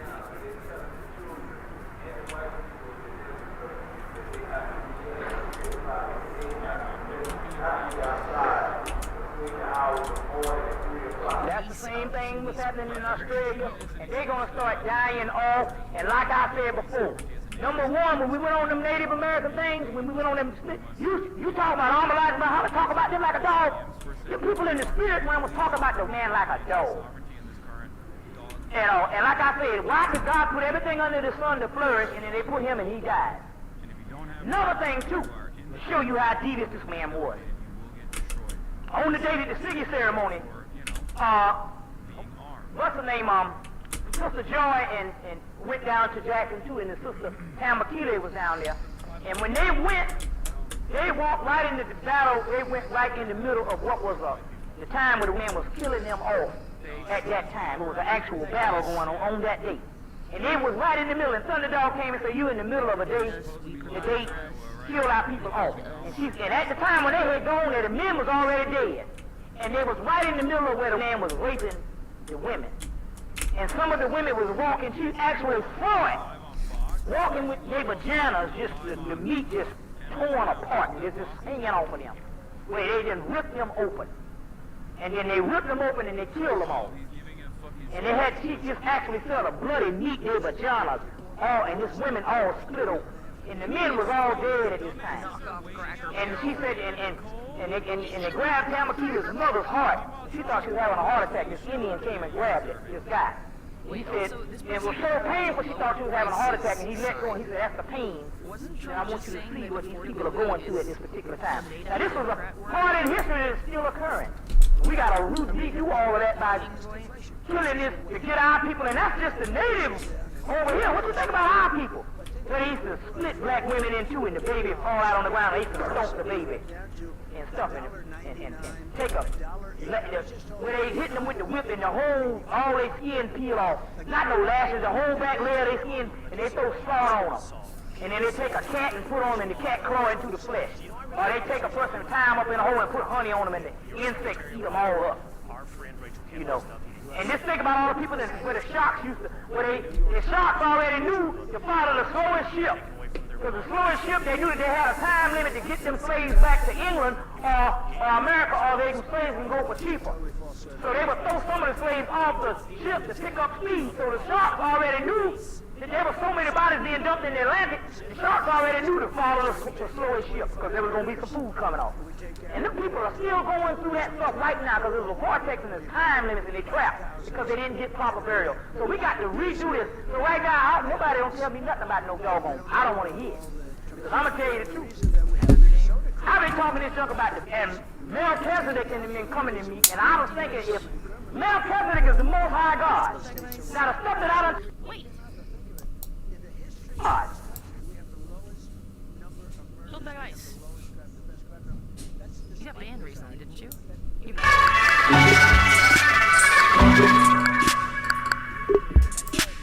Many of those people were not people you want to have in the country. Ban account. You put in Tom Homan. Have you spoken today to Tom Homan?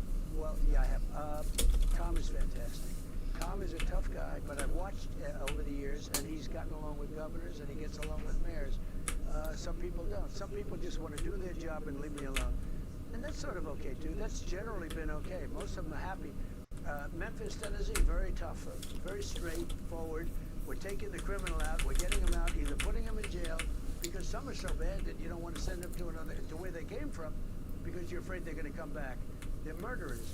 So some are very down and straight, and others, Tom, I've noticed, as tough as he is, he's so gay. Very good with governors and mayors. Now, I spoke to the mayor and to the governor yesterday, and they want to see it cleared up. I'm so fascinated by your conversation with Governor Tim Walz. This man has suggested that this is modern-day Gettysburg. He has likened his situation to Anne Frank in the Holocaust. He has said that ICE is your Gestapo army. And then you guys speak on the phone. I'm fascinated by that conversation. It couldn't have been a nicer conversation. And in fact, I said to my people, I said, it's hard to believe that's the same guy I watched on television. Bro, this is, by the way, this is how they fucking dominate the libs, okay? Straight up, this is how they dominate the libs. The difference between Zohran Mamdani and Tim Walz sorry to hear is that, clear Billy. here. When people talk shit about Legally Zohran, Donald distinguished Trump from literally spilled. will defend Zohran Mamdani.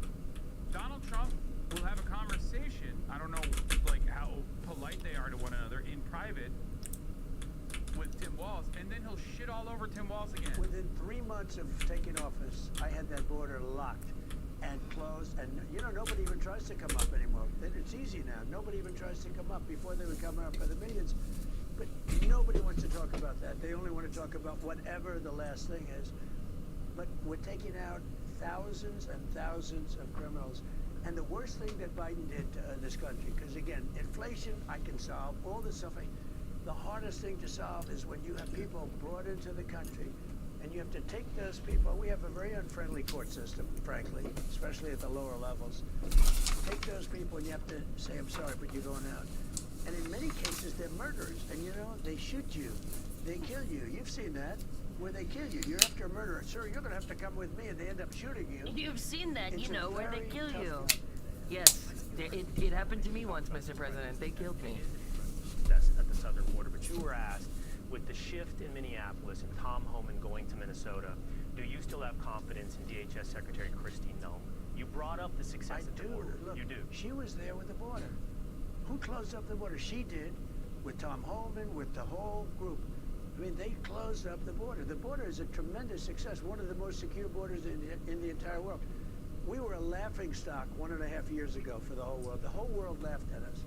I had friends that said, is that real? They'd look at a picture. You've been down to the border. They'd look at a picture of the border with hundreds of thousands of people pouring in like it was water. And they said, is that really taken? They can't believe it. They think it's one of these crazy movies that they make. The border was horrible. It was horrible. I did the border twice. First time I won, 2016, I won. I did the border twice. But that border was nothing, and I fixed it immediately. It was great. We had great years, and we had a great economy. We had the best industrial extraction, in 2016. And we rebuilt the military, and we get the largest regulation cuts. We had the best job number. We had a great first term. This term seems to be blowing it away.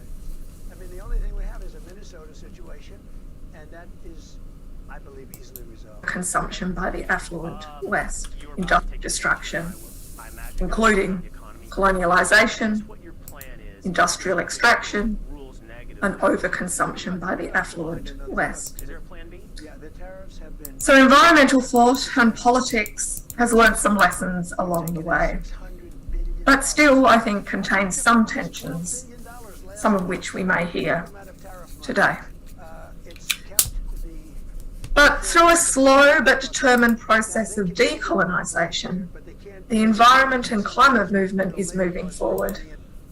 The voices of Indigenous peoples, of feminists, of others who identify and critique embedded and inherited structural violence are important to acknowledge in this regard. You know, the reason that we have Minnesota Today, and I talk about that because what concerns many is not only an instinctual and deep-seated horror in the maelstrom of violence perpetuated on other life forms, as Pete Hay describes, with reference to early Western environmentalists. Today, it is also an instinctual and a scientific knowing and a deep-seated horror at the maelstrom of violence that is being unleashed on ourselves. It is also an instinctual and scientific knowing and a deep-seated horror at the maelstrom of violence that is being unleashed on ourselves, first and foremost, of the maelstrom of violence that is being unleashed on those already disadvantaged, dispossessed, and marginalised. So some are very down and straight, and others, Tom, I've noticed, as tough as it is within this context that in this forum we will hear a contemporary turn in discussions on population. Population is controversial, we acknowledge that. But in this forum, we are unapologetic in opening up conversations considering equitable, humane and decolonised approaches to global population, amongst other things. Our presenters will explain why, and I won't steal their thunder here. After Megan and Tristan have spoken, the Q&A is your opportunity to pose questions, to challenge the presenters and engage in discussion. Now, because we have such a large number of people in the audience, I will do my best as moderator to pick a range of representative questions, and I apologise in advance to anyone I miss. So I'll now hand you over to Megan Seibert from the Real Green New Deal project. Thank you. Nobody even tries to come up. Before they would come up by the millions. But nobody wants to talk about that. They only want to talk about Hi everyone, my name is Megan Seibert, and I'm really happy to be here today alongside Kate and Tristan to discuss a alternative conception of climate change in the lead up to COP26. I'm the executive director of the Real Green New Deal project. That is a US-based nonprofit think tank. I founded it in January of 2020, and the purpose is to burst the fantasy bubble about renewable energy and sustainability. It's our assertion that we're being sold a very dangerous myth about climate change and how to respond, and we weren't seeing any other organizations around the world that were telling the entire full truth about our interconnected ecological crises, so we set out to tell that entire truth.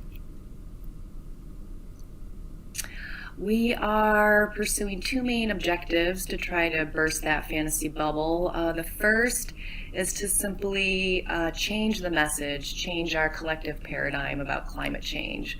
So we are trying to change the story about our unsustainability crisis from one of technological-based false hopes to one of clear-eyed ecological realism. And based on that, building on that, we are also setting out to develop a concrete, actionable plan for the energy transformation. Put another way, we're developing a genuine energy transition plan. I'm sure you've all seen the numerous energy transition plans that are out there that have been produced by academic institutions and researchers that in our estimation are quite fantastical and not grounded in biophysical reality. So to accomplish both of those objectives, you could essentially say that we're setting out to change the diagnosis about climate change and to change the corresponding cure. So the typical conception of our ecological crises is that climate change is the singular existential crisis that humanity is facing. And then if we can simply switch to clean and green energy technologies, and if we can stop emitting carbon, voila, our problem will be solved and we'll be living sustainably. This is far from the truth. The reality is that climate change is only one symptom of the underlying problem, which is ecological overshoot. So that's the first point. The second point in transforming our conception of the diagnosis is that the response to climate change, which is typically touted, is that we need a massive build out of so-called renewable energy technologies. We're pushing back and saying, in fact, what's being touted as renewable energy is indeed not renewable or sustainable. And we're also pushing back against this myth of decoupling and net zero, which we'll go into later. So that's kind of our conception of the three main areas where we need to change our understanding of what we're up against. And to change the cure and response, we're saying that we need a dramatic contraction of the human enterprise. This is the only possible response to overshoot. And what that would entail, very simply, is massive reductions in the global human population.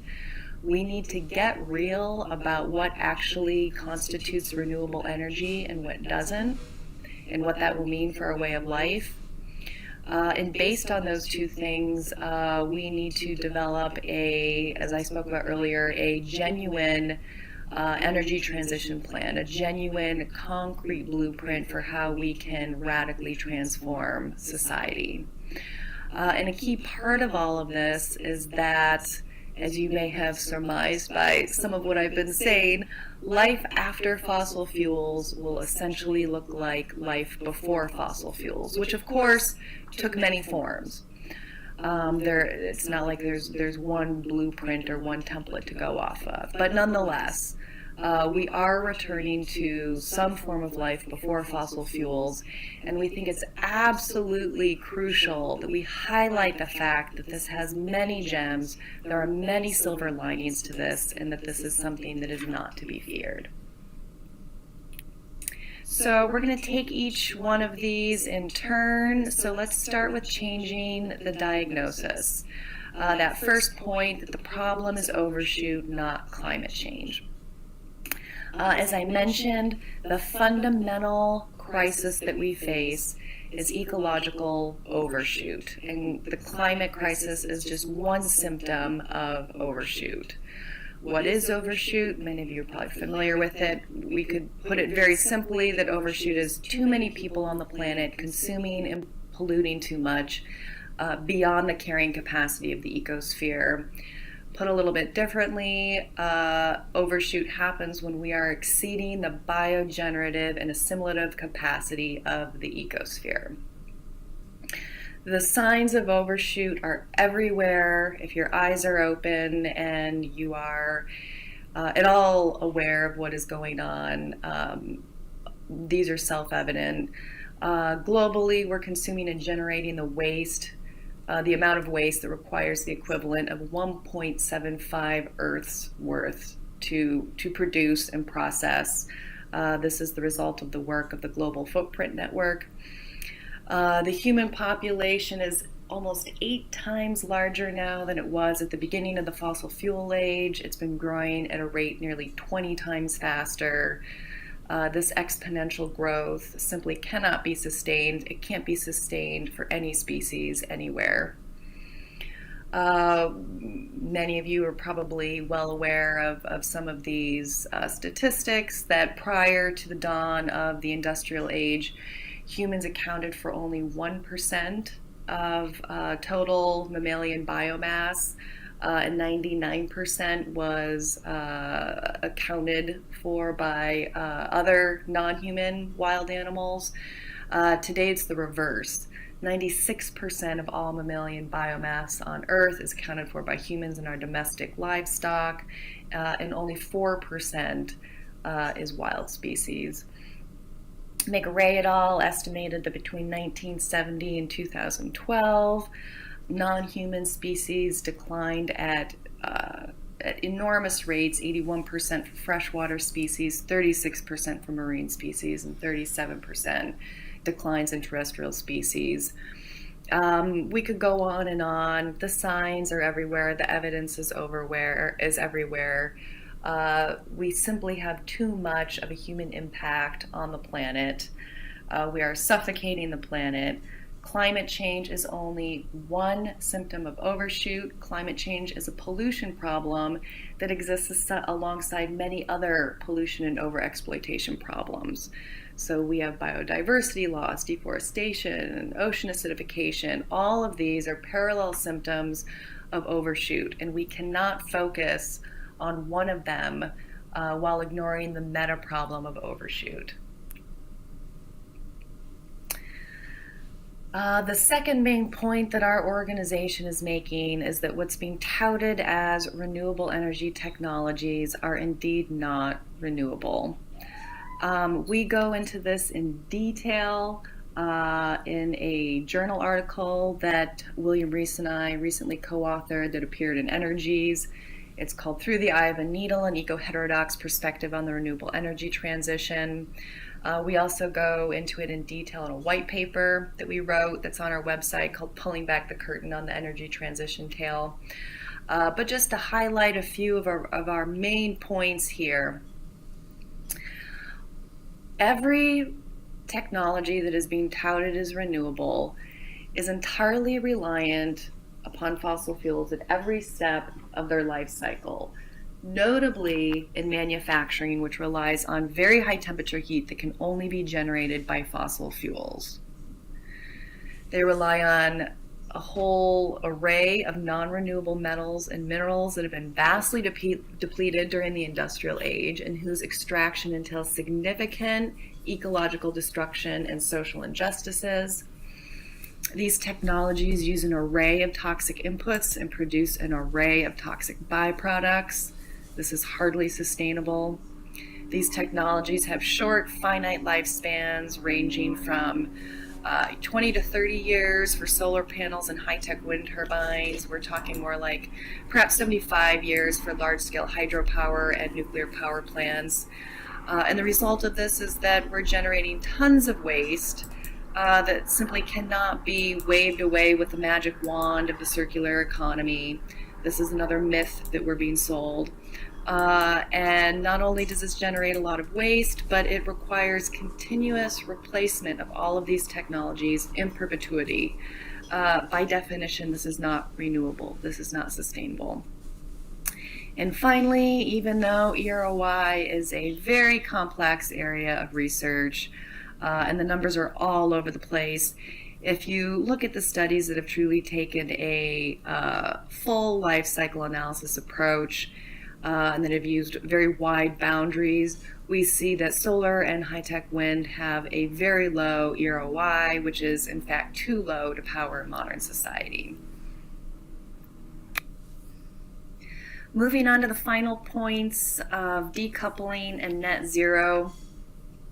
Decoupling is a buzzword that we see all over the place with regards to sustainability and renewable energy.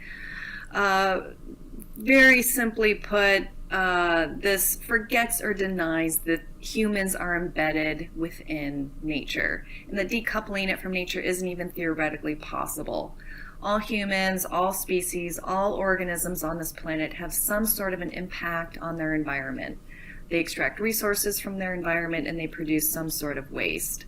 It is not possible to decouple any organism from their environment. And yet we are grasping so hard for so many different straws to try to perpetuate this unsustainable way of life that there are plenty of academics and credentialed researchers who have actually bought in to this notion that common sense tells us is a complete impossibility. Net zero says that where we, quote, cannot reduce carbon emissions, we can remove CO2 from the source or the atmosphere through either engineered or natural means. And of course, there are a lot of different problems with this. First of all, carbon removal relies on unproven technologies that can only be manufactured using fossil fuel-based techno-industrial processes. And as we discussed with some of the renewable energy technologies earlier, if we were to build them out at the scale that would be required, we would turn the planet into an uninhabitable rock because we would extract so many non-renewable materials and destroy ecosystems to such a large extent. This relies on the injection of toxic substances into the ground. It ignores the point that we have to embark on ecosystem restoration, not just to sequester carbon, but to heal our planet and its life support systems. And the notion of net zero seems to forget that we need to completely cease using fossil fuels. Net zero seems to think that we can continue using fossil fuels so long as we sequester their emissions. And this is another myth that we're being sold. We have to completely stop using fossil fuels because they'll eventually be depleted or unavailable because they'll be too financially and energetically costly to extract. And not only that, but extracting, transporting, and processing fossil fuels entails ecological impacts of its own, regardless of the carbon emissions. In summary, if we take a 30,000 foot vantage point and tie in everything that we've just been talking about, it's our assertion that modern techno-industrial civilization is made possible only by a one-off inheritance of energy-rich fossil fuels, for which there are simply no quantitative or qualitative replacements. What most people perceive today as normal is actually the single most anomalous blip in human history that cannot be repeated, that cannot be sustained. And even if there was some sort of an equivalent replacement for fossil fuels, which there isn't, we have to come to terms with the fact that it is precisely abundant, cheap energy that's led us into this state of severe overshoot. The bottom line is that we need to power down. And we really like a question that was posed by the authors of the recently published book, Bright Green Lies. And they asked, are we concerned with sustaining modern techno-industrial civilization or with sustaining Gaia and all of her inhabitants? And we have to point out that if our goal is to sustain life as we know it today, we're going to destroy the planet in the process. If we're actually concerned with saving the planet, then we have to come to terms with the fact that life after fossil fuels, will look like life before fossil fuels. That life as we know it today simply will no longer be possible. So moving on to an accurate diagnosis in response, or an actual cure rather, in response to the actual diagnosis, the accurate diagnosis. The response to overshoot, which is our fundamental problem that we're up against, is a contraction of the human enterprise. And very simply put, this means that we need far fewer people consuming far less energy and material resources, giving far more room to nature and all of her other creatures. This requires moving on three main fronts, which we outlined in detail in the journal article I mentioned in Energies. The first front is a global one-child fertility standard to reduce the global population to the 1 billion or so people that can live sustainably and in material comfort on a planet that we've already damaged significantly.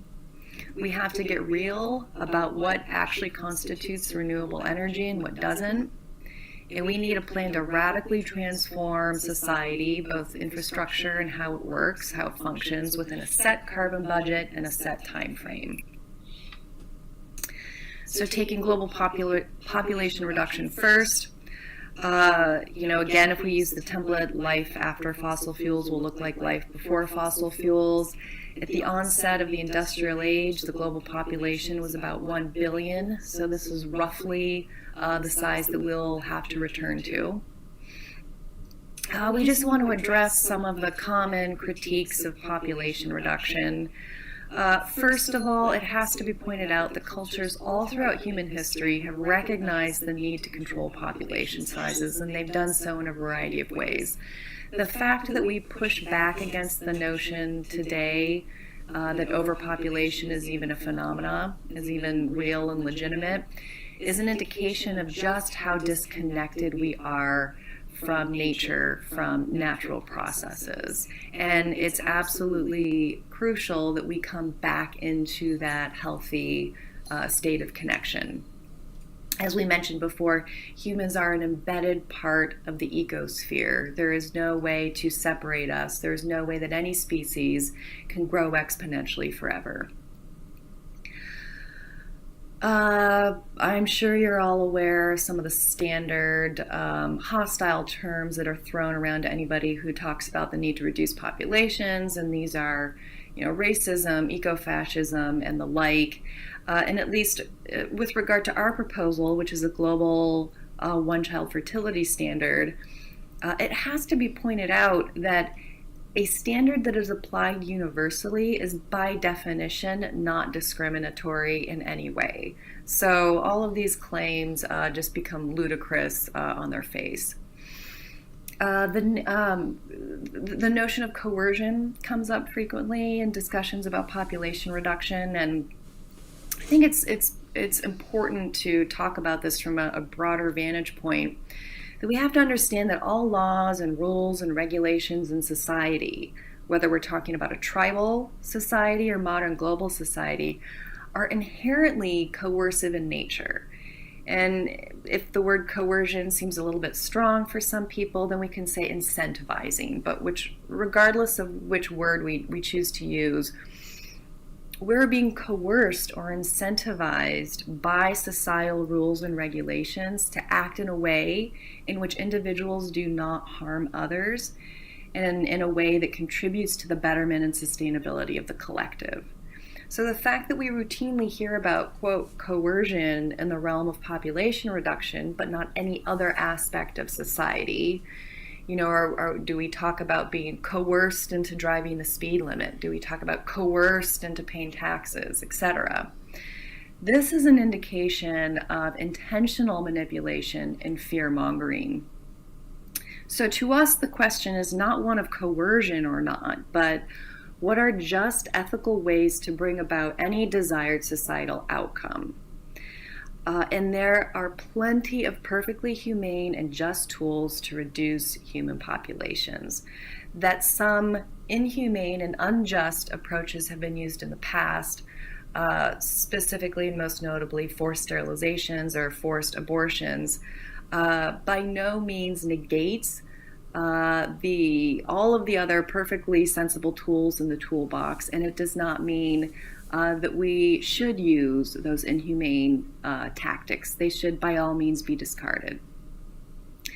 The bottom line is that a non-fossil energy regime simply cannot support anywhere close to today's global population of 8 billion people. If we did not have fossil fuels tomorrow, there would be a massive population crash. If we fail to painlessly reduce populations of our own accord, we'll guarantee a traumatic crash imposed by nature. The second front that we need to move on is energy realism. Basically, we have to relinquish our faith in modern high technologies, all of these technologies that are being touted as renewable when they're not. We have to realize these technologies are dependent on fossil fuels and they are destructive of the ecosphere. We have to stop grasping for straws that we think can sustain our modern way of life. We have to come to terms with the fact that truly renewable sources of energy, that we're aware of now, will include essentially biomass, mostly wood, simple wind and water generated mechanical energy, passive solar, and human and animal labor. The final front of a planned contraction is a transformation plan. While there is a lot of discussion about how much of a carbon budget we might actually have left, at any rate, some budget needs to be identified, and it has to be allocated over an identified period of time, say 15 to 20 years, to essential uses, decommissioning the most critical fossil fuel-based infrastructure, building renewable infrastructure, supply chains, and transportation networks based on the localization imperative of a reduced energy regime.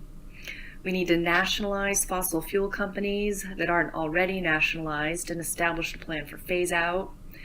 Put an end to interest-bearing debt, which is one of the primary drivers of unsustainable growth, and this might actually have to include some use of negative interest.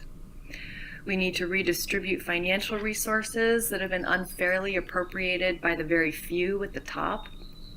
Establish local self-governance structures that will begin to manage their own people and resources in cooperation with other self-governing bodies. In other words, we need to shift from the centralized nation-state regimes that we know today towards more decentralized regimes in which people manage themselves in cooperation with others. We need planned migrations and resettlements from unsustainable, dense urban centers and vulnerable coastlines. And we need large-scale ecosystem restoration that will serve multiple purposes. Of course, it will sequester carbon, but besides that, it will bolster the ecosystem integrity for benefit of both humans and non-humans alike. It will increase social ecological resilience and increase the stock of biomass available for energy consumption. A final note on planned contraction, and we think, as I mentioned earlier, that this is a very important point to stress, is that we need not be fearful of the future that awaits us. I think a lot of people are scared when they think about losing the opulent luxuries that we have today. And of course, this will be a difficult band-aid to tear off.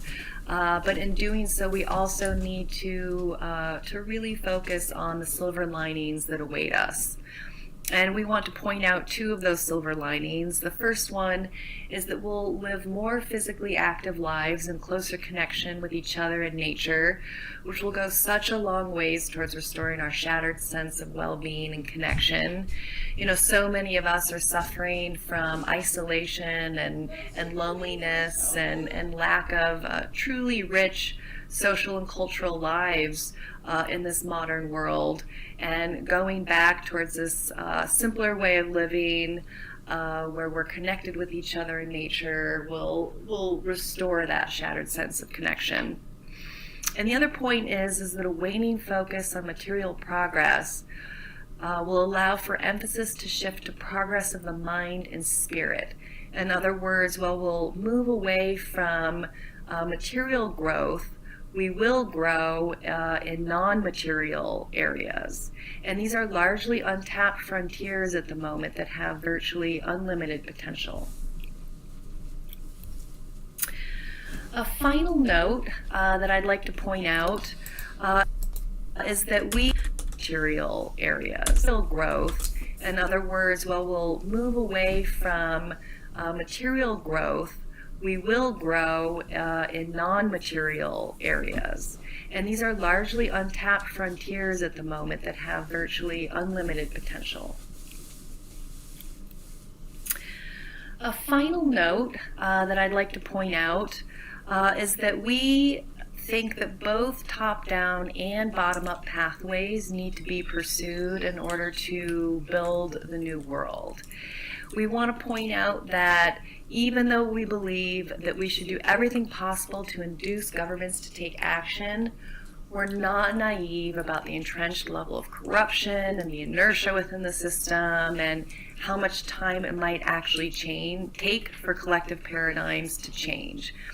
That being said, we still think, at least at this point in time, it's possible to try to create that change from the top, induce governments to understand the actual nature of our crisis and to act accordingly. We also think it's important to act in parallel, focusing on bottom-up options as well. We see, at least at this point in time, kind of two sub-pathways for pursuing bottom-up change.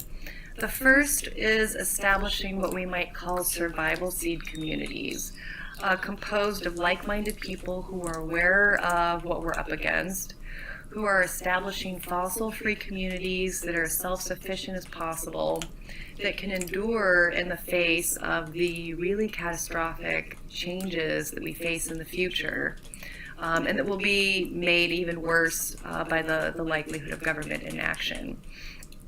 And we see these survival seed communities as being brought about in two different ways.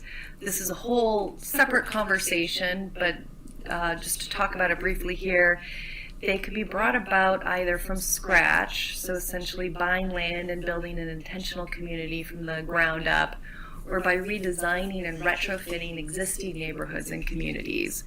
There are, of course, challenges and roadblocks to both of these pathways, but nonetheless, they're both viable options. The other pathway for kind of essential or primary pathway for bottom-up change is creating new governance structures that can supplant existing structures. So, whereas in the first bullet where we're talking about inducing governments to act differently, this pathway is creating, instead of butting up against existing structures and trying to get them to change, this pathway focuses on building new structures that can make the existing structures irrelevant. And for one example of this, you could check out Earth Constitution Institute. That's the end of the presentation. Thanks for listening, and William Reese, who's one of our directors, and I can both take questions and comments at the end during the Q&A session.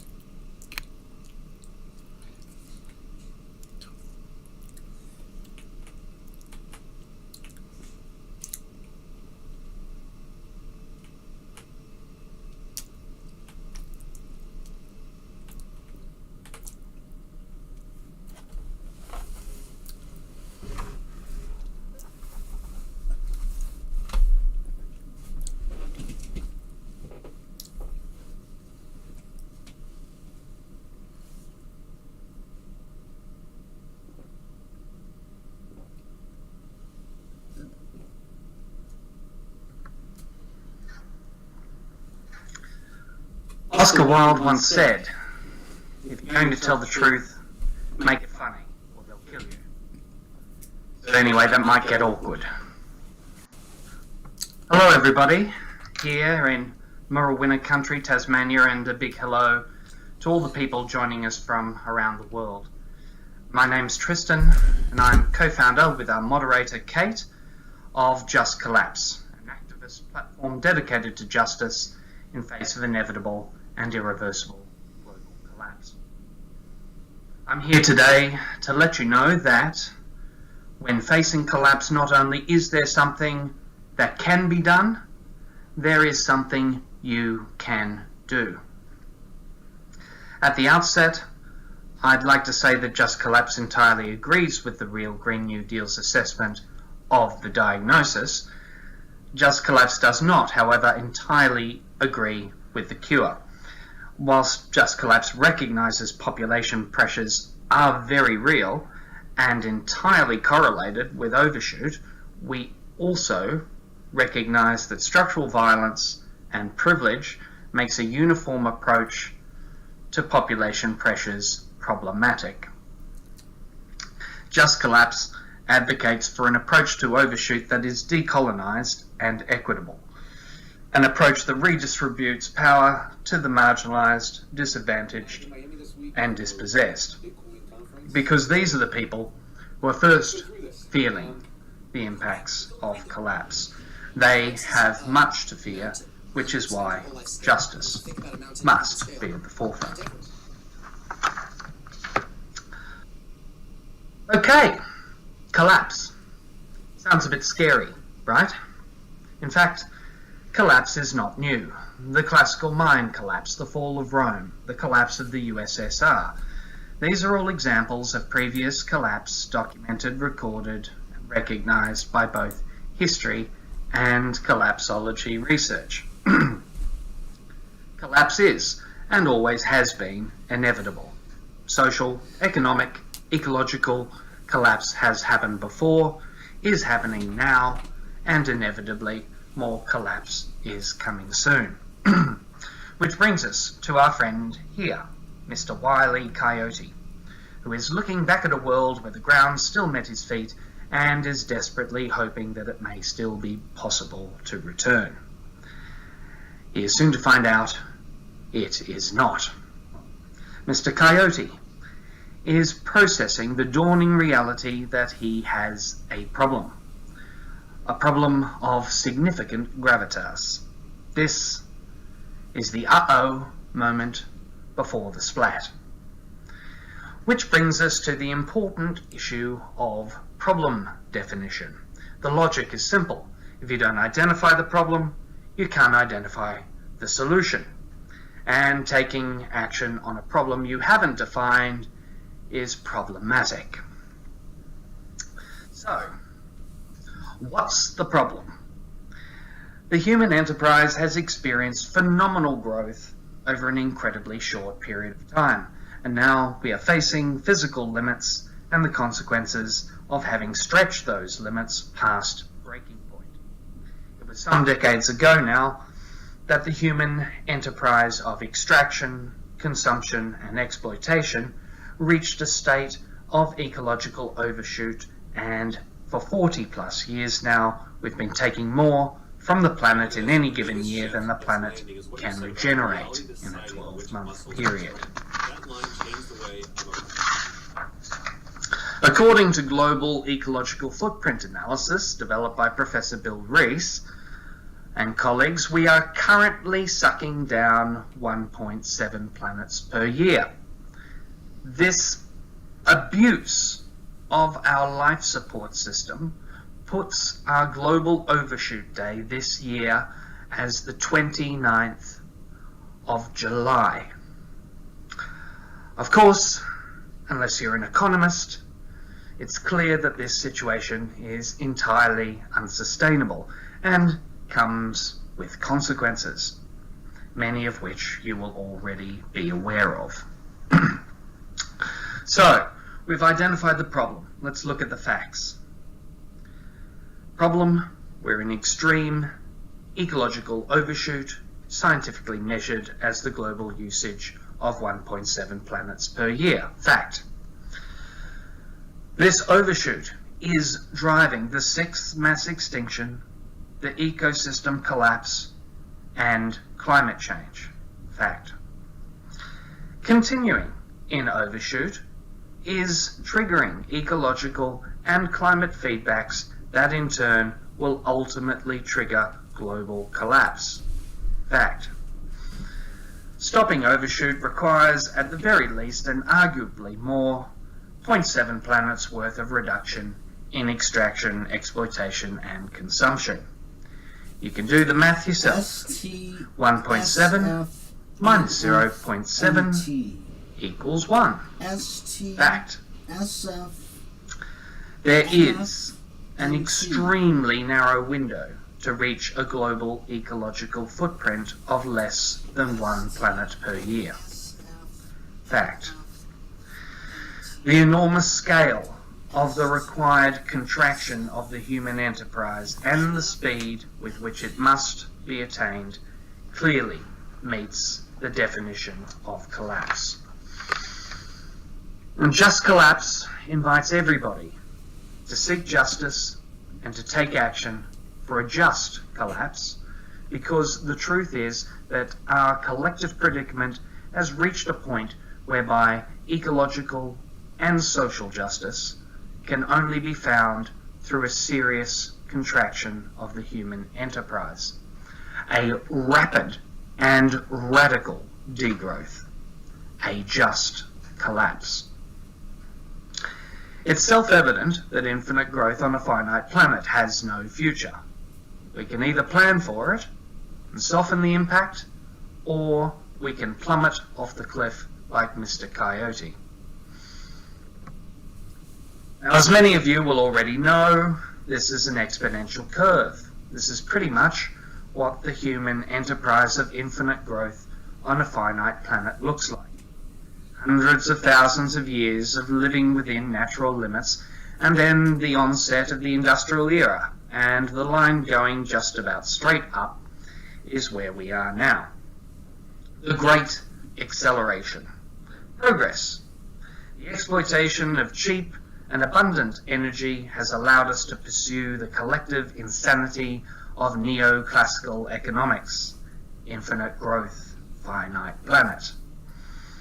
In the global north of privileged first world countries, we historically, with our legacy of imperial expansion and colonialization, it is we who are responsible for the lion's share of exploitation, extraction, and consumption. And we must acknowledge this fact if we are to find any measure of justice as we face inevitable collapse. Many people struggle when confronted with the reality of socio-ecological collapse and all its implications.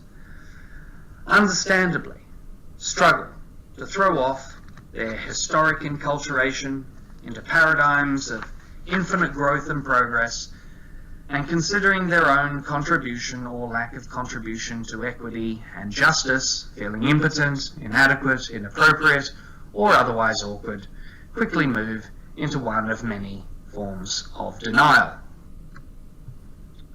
Performed solo, as you can see here as a group, and as a beach party, and variations thereof. So, unless, as it seems, as Elon Musk does, you believe that human civilization is on the verge of breaking Star Trek, it's easy to see that the trajectory of this exponential curve cannot be maintained on a planet already in extreme ecological overshoot. So, the big question is, what's the other side of that curve going to look like? At the moment, the world is trying to make the other side of the infinite growth curve fit in with a global reduction in carbon emissions. So it's important here to briefly examine the work of the Intergovernmental Panel on Climate Change, the IPCC. Now, the IPCC has modelled 5 shared socioeconomic pathways, SSMs for short, with projected outcomes for each model. At the outset, I would like to point out to you that it's not controversial to say that modelling can only ever be as good as its input. Having said that, all of these IPCC models include the assumption of continued infinite growth on a finite planet. None of these SSMs include modelling for degrowth. And all of these models include the deployment of technological fantasies of mitigation which not only remain unproven in terms of efficacy, but also are impossible practically to deliver at the scale required. And they're not idiots. They know. And they add it to the modelling anyway, because without it, the emperor has no clothes. The return of the human enterprise to ecological limits is inevitable. The longer we remain in overshoot, the sharper the descent. So of all these 5 shared socioeconomic pathways, I like the first one, the pale blue model, best. It's called SSP1, but I like to call it the Pollyanna model. Living in a la-la land where there are no significant political impediments, maximum energy return on investment, endless efficiencies discovered, no war, no disagreements, no cheating on your emission pledges, no resource shortages, no supply issues, no problems. Now, with projected outcomes of between 1.5 and 1.9 degrees, this pale blue model should be a very, very dark red. The other four models should be black. So, back to that infinite growth curve. What's the other side going to look like? Well, basically, there are three scenarios. The first is BAU, business as usual. A continuation of globalized trade with more energy for everyone, neoclassical free market economics, and of course, economic growth. Growth maintained by continued extraction, exploitation, and consumption. All of these IPCC models live here, even the Pollyanna model, which, let's face it, is entirely unrealistic.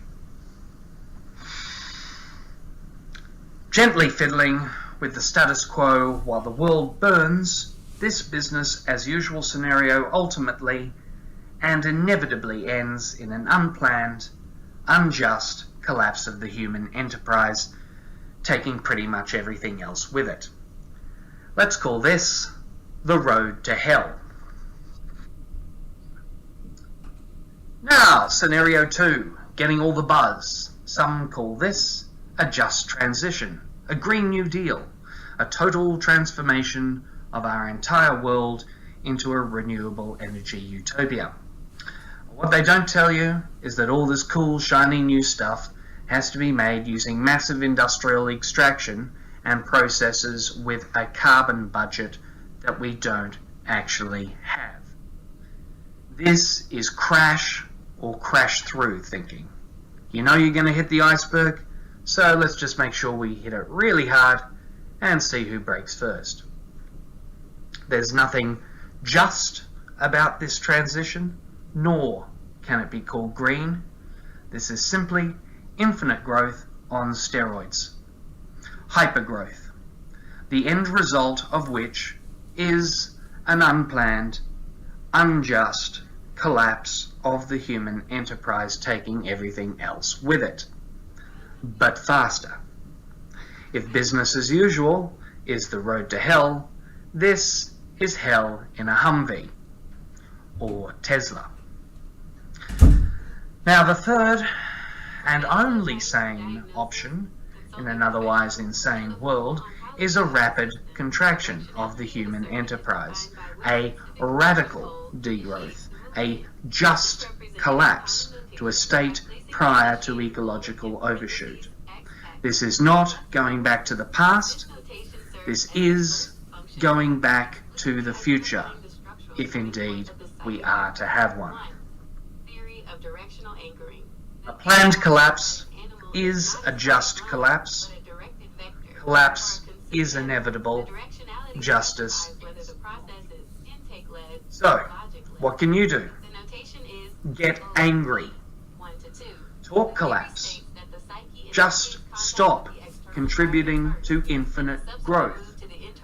And above all, disrupt. Disrupt. Disrupt. Visit our website for more details. Thank you.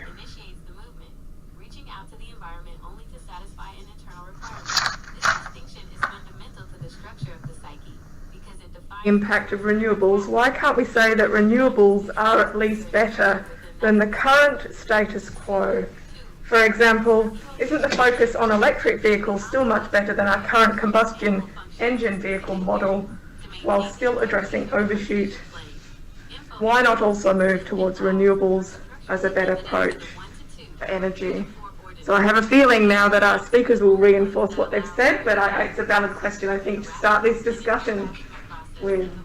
We might hand over to Bill and Megan if you...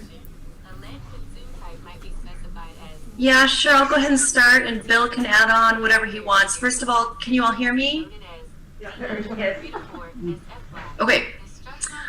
So I don't think it's the correct framing to say our so-called renewables better. I don't know how many people who are watching this right now have read the Energies paper that Bill and I co-authored. But we go into detail about one of the major roadblocks that we don't hear discussed very often with these technologies is that they're impossible to manufacture without fossil fuels. And we go through the litany of reasons why. But the bottom line is that without fossil fuels, we can't even manufacture these technologies to begin with, whether it's solar panels or high-tech wind turbines or batteries for the electric cars. All of it is impossible outside of our current manufacturing regime. And as I mentioned in the presentation, aside from that fundamental roadblock, we're going to have to mine the planet essentially into oblivion to keep extracting the non-renewable materials that these technologies are built with. So it's not so much an option of, well, aren't renewables a little bit better? It's more of a matter of they're simply not sustainable. They're not clean and green. They're not ecologically sound. And we can't even build them without fossil fuel-based manufacturing to begin with. Do you want to go ahead, Bill, and add to that? Perhaps I can add just a couple of points. I think we have to keep in mind that the entire thrust of the renewable energy movement, and indeed of the COP meetings, is to maintain the current growth trajectory. So it's not a question of shifting to something and downsizing. It's a question of shifting to something and growing. So you can go online and find any number of websites who talk about climate change, and never about overshoot, but climate change is a massive economic opportunity because of the trillions of dollars that must be invested in job creation and in the all the things Megan talked about, the exploitation of new mines and so on and so forth, to keep the party rolling. So point one, the whole transition is based on the idea that we can keep growth intact and the current system more or less as is. I call it business as usual by alternative means. The second point is something that's almost always overlooked, and that is that we are utterly dependent on abundant, cheap energy to feed ourselves, for example. Agriculture is wholly fossil fuel based at the present time. So if we have such a tiny and limited carbon budget, should we not be rationing that to absolutely essential needs? Nobody absolutely needs an electric vehicle, which in the long run is not really that much better than an ICE vehicle. We need food. Everybody needs food. We should be dedicating what remaining fossil carbon budget we have to reorganizing the food processing and agricultural system to keep that kind of vital thing intact. Otherwise, the crash will leave us rather worse off than otherwise. Yeah, look, I don't see why I would add anything to that, Bill and Megan, because that's absolutely spot on. I entirely agree. Kate might want to say something. No? Well, let's grab another question. Yes, we'll grab another question. So this is one. You argue this is one for the Real Green New Deal project. This is from Catherine. You argue that a global facility standard applied universally is not by definition discriminatory. And Catherine disagrees with this on the grounds of recognising colonialisation and history for populations around the world. So, Megan, I wonder if you'd like to add some clarity around the Green New Deal's project's stance on population. Well, I think maybe I need more from Catherine on why she thinks that a universal standard applied globally is discriminatory. Okay. So, Catherine, I mean, the bottom line is our global population is just far in excess of the carrying capacity, and populations everywhere need to be reduced. And yes, we have this whole history of colonialism and exploitation, but the bottom line is the predicament we're up against now is that we need to get down to about roughly 1 billion people, and populations everywhere are, like I said, in excess of the carrying capacity. So Catherine might want to expand on her position. Well, I suppose, look, I gently pushed back on this earlier when I was delivering my PowerPoint. So maybe I can speak a little to this, which is just, you know, not all oranges are oranges in this case. So you've got applying a universal standard sort of assumes that everybody comes to it from a particular base. So it doesn't recognise, you know, the privilege of opportunity that we have in the West to be able to choose to have one or no children, as many people currently are. Whereas in other cultures, I mean, sometimes there isn't even the empowerment of the women and girls to be able to even make choices about their own fertility. So it's just a universal standard sort of can't be applied until you've empowered those women and girls to be able to, and educated them to be able to make those decisions. Otherwise, you're coming in with a. Yeah, and You go, Megan. I'm sorry to interrupt, Tristan. Are you done? Yes, that's fine. Yep. Okay, I'm sorry. I absolutely agree with what you just said, and I think that is part of implementing standard. Obviously, you can't get there overnight. There would have to be a long process of getting to the point where women are in a position to have only one child. So absolutely, everything you just said, that would be part of the end goal. Okay, I think that clarifies it, Megan. I think, you know, this is an extremely important point. So a universal standard is not something that would be imposed by any legal jurisdiction necessarily. We just assume that it's recognized that economic independence of women, security of family is an important backgrounder to being able to make the choice to have just one child. And there are many other ways that we can go about making this fair, but we have to have a global conversation about it and actually put it on the table for negotiation. Right now, it's taboo. Even at the COP conferences, population will not be mentioned as an issue whatsoever.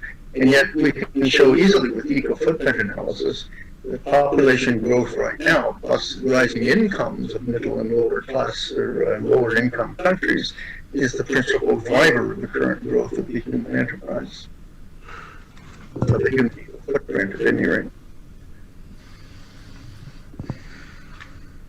Great answers there to a provocative question. So we'll take a question from the room in Hobart in Sandy Bay now. Does anyone have a question?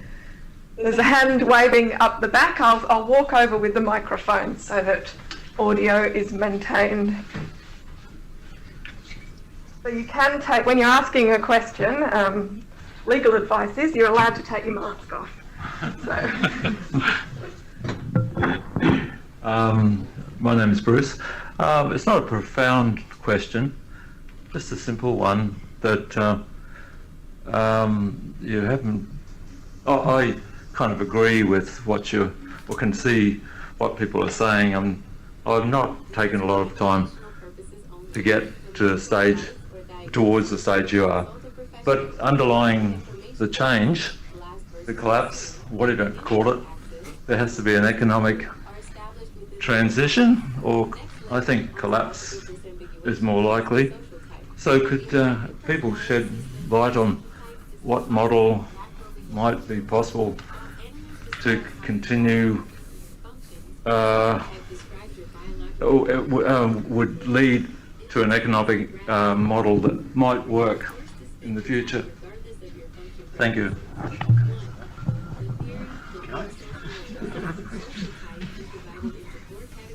Megan, do you want to start? Take a shot at it. Yes, so I'll just jump in with a few things. So I think some of the things we highlighted It's really important to end interest-bearing debt, possibly even go to negative interest.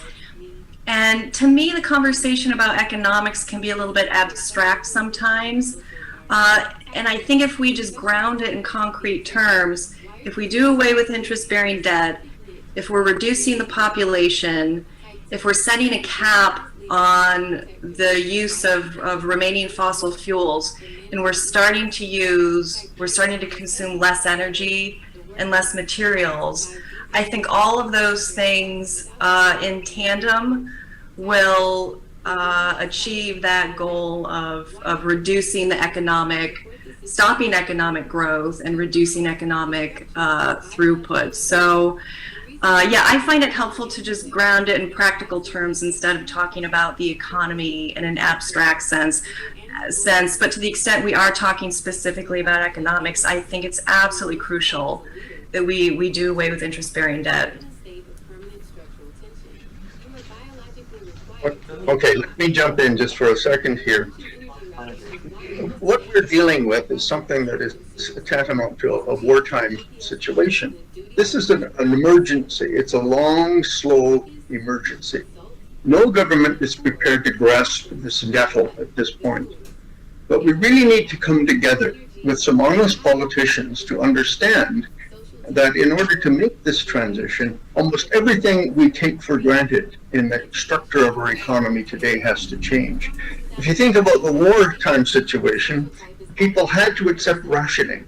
They had to accept redistribution of income.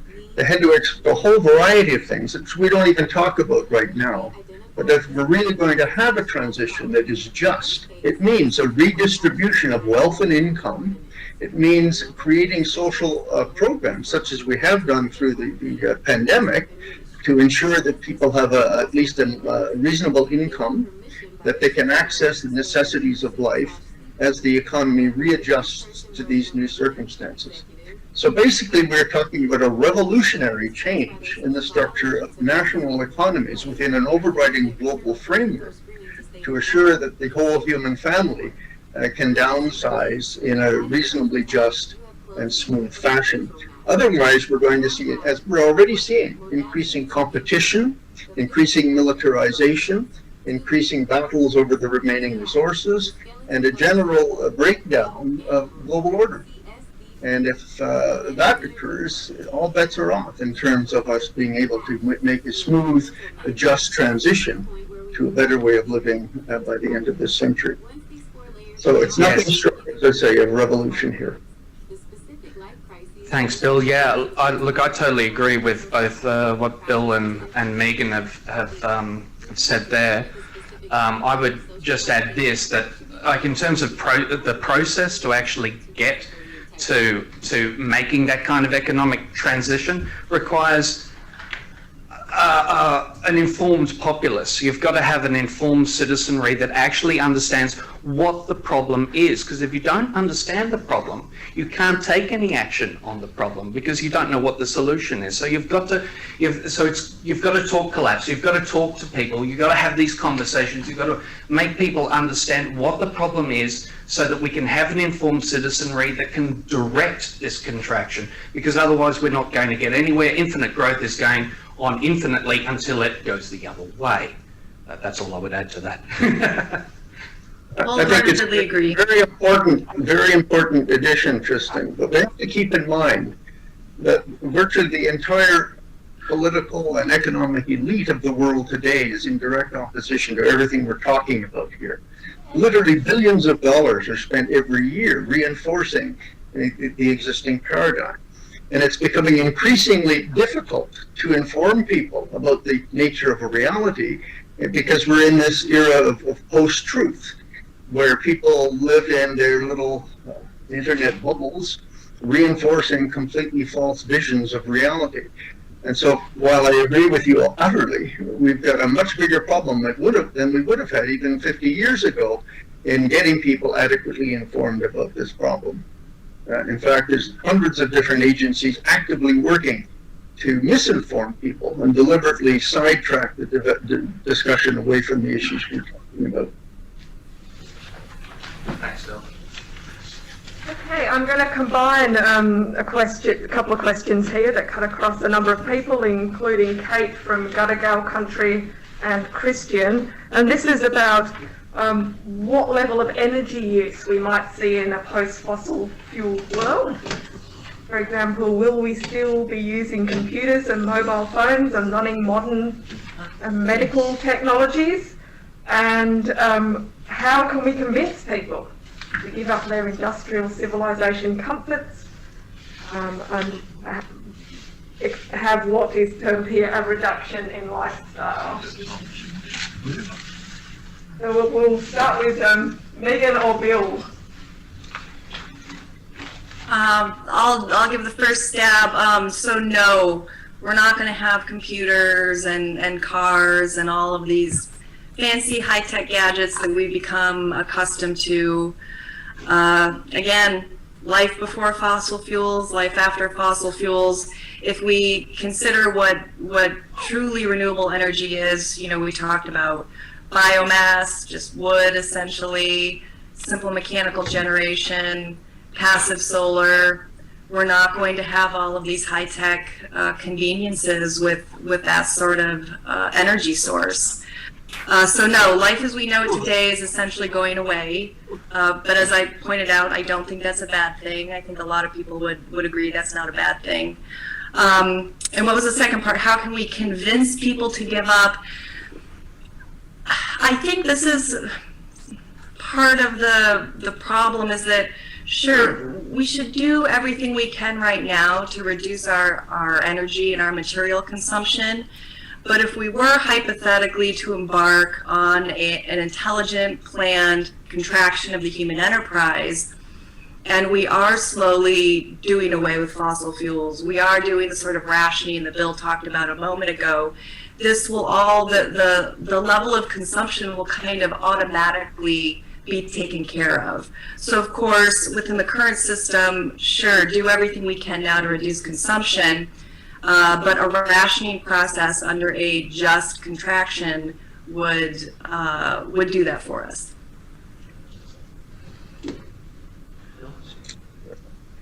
I'd like to point out something that perhaps we tend to forget even in this kind of discussion. We're really talking about this phenomenon of overshoot. Someone has already mentioned that we're using today the equivalent of 1.7 planet Earths. Even school children have asked me, well, how can that be possible? We've only got one planet Earth.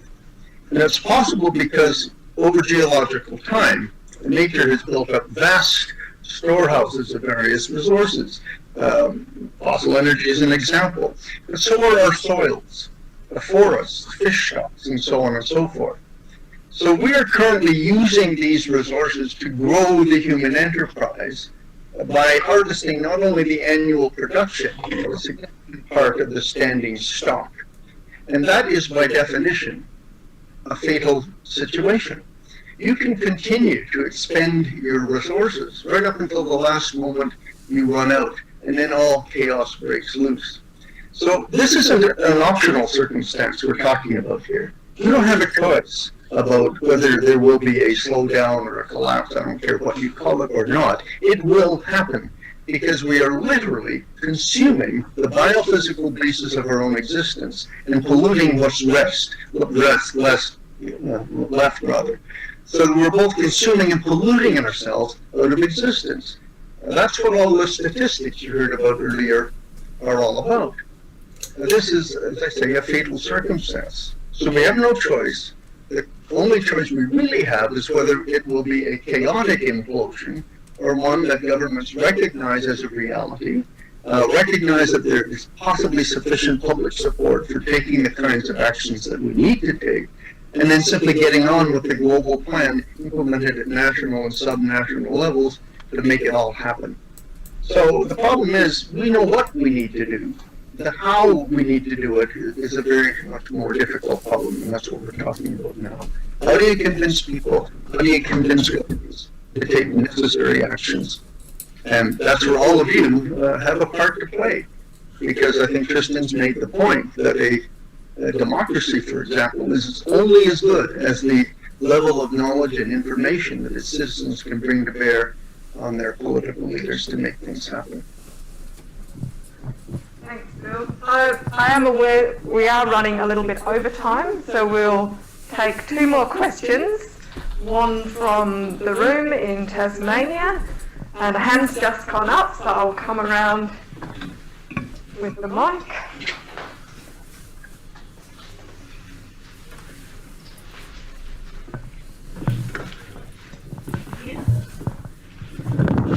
Hello, my name's Bronwyn. Bear with me, mine's a little bit of a long question. I've just been making a few notes. While it's fairly obvious that the using the resources that we have at the moment is going to exceed the availability, it's not a sustainable thought to do that. But I have the question that the practical feasibility of global acceptance of the strategy to achieve these goals. I question that the time it's going to take to reduce the population and to actually make changes to the lifestyles will exceed the time available that basically the world has. So how do you respond to how we can address that?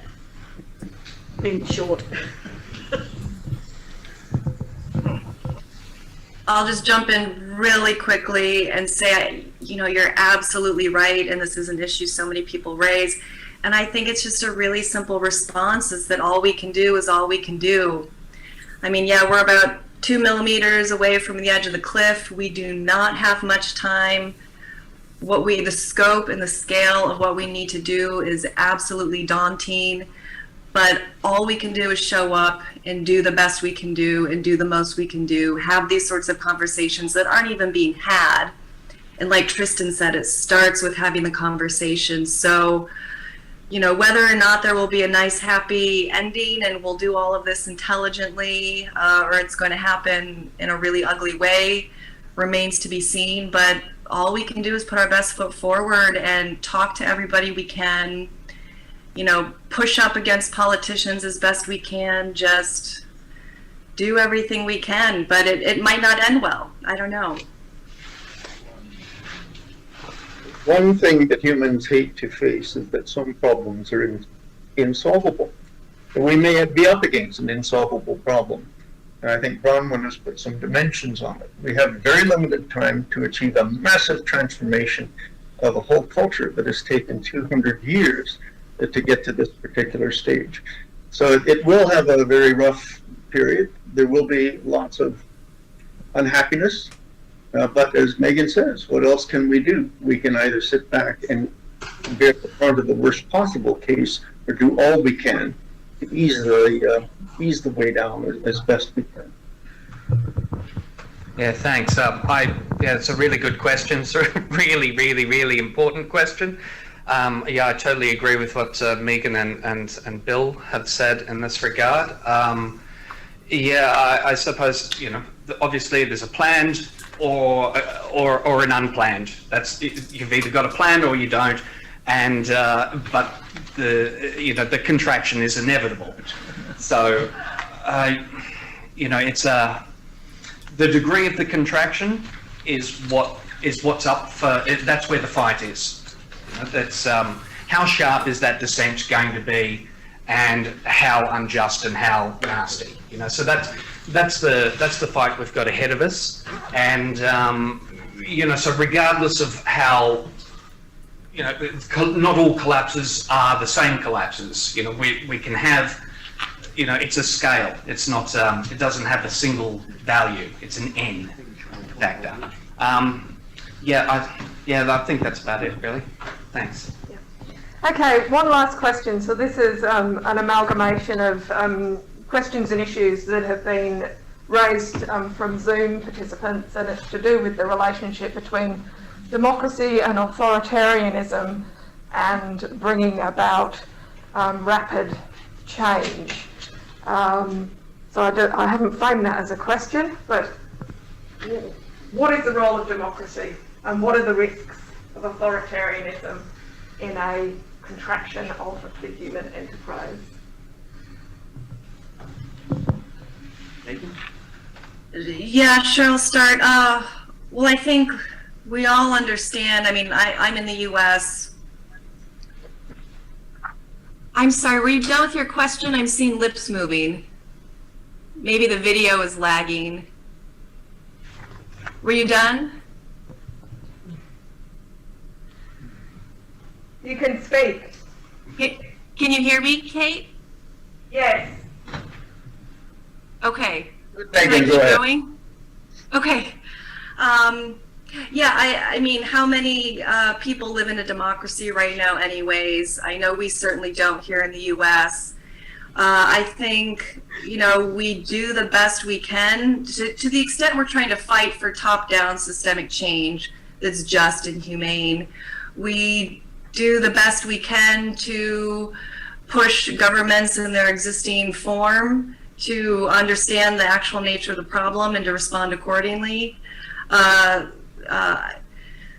You know, if we're talking about a planned contraction that would inherently involve rationing and limiting freedoms in certain ways, I don't think that that necessarily has to entail authoritarianism.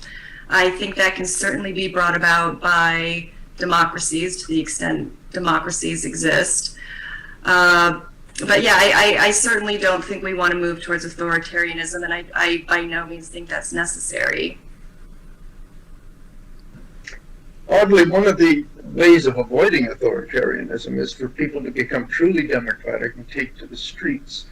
Well, right now, I mean, Megan's made the point that the U.S. isn't a democracy, but that's pretty much the case around the world. In most of our so-called liberal democracies, the corporate sector has seized the reins of government to a very large extent. And that's why at these major international meetings, including the COP meetings, the corporate sector is represented, but none of us are.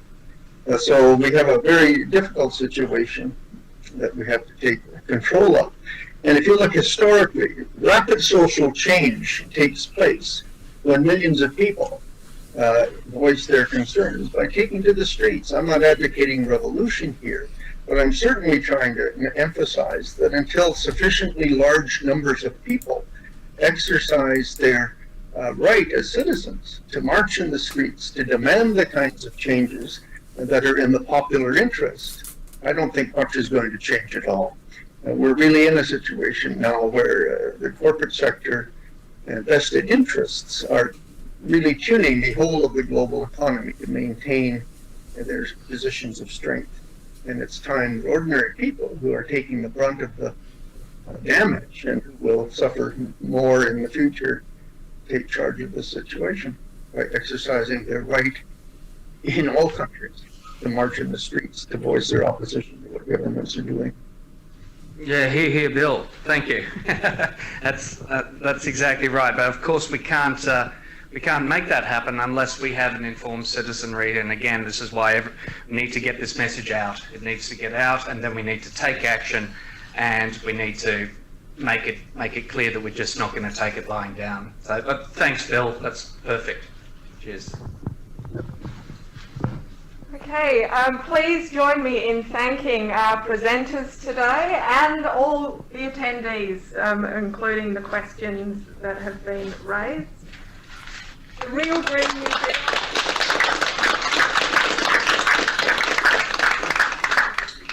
The Real Green New Deal project, which is Megan and Bill, has an online presence, a website, and they're on Twitter. Just Collapse has a website, Facebook, and Twitter presence if you want to keep engaging beyond this conversation.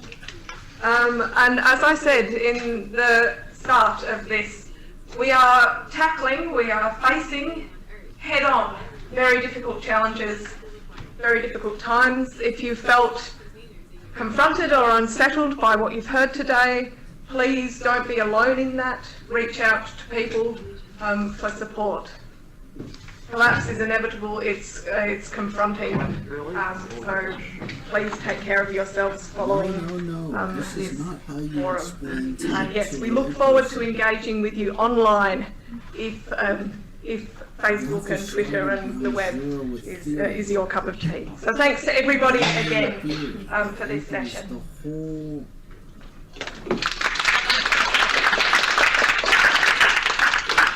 Thank you. And look, we're going to continue the conversation. If people want to join us over at over on Facebook, if people want to send questions there, we'll happily check that out. So yeah, do get online, do contact us, do keep the conversation going. Thanks, everybody. Thanks, Bill. Thanks, Megan. Thank you.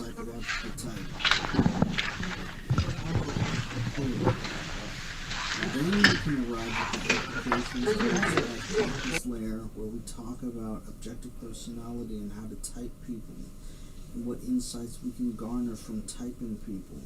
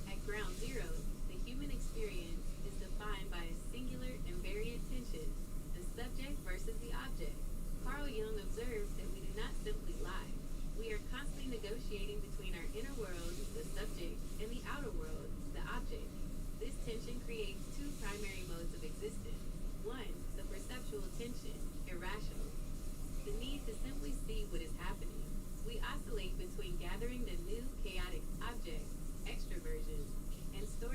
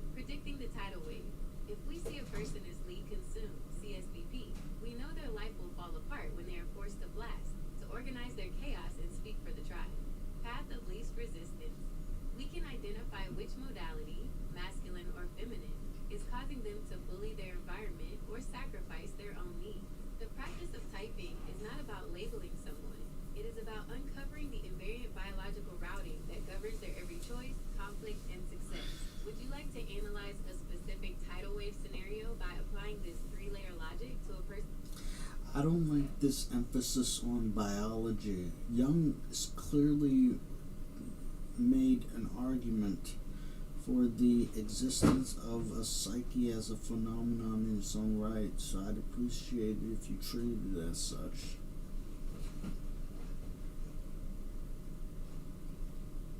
Period. Write a dissertation.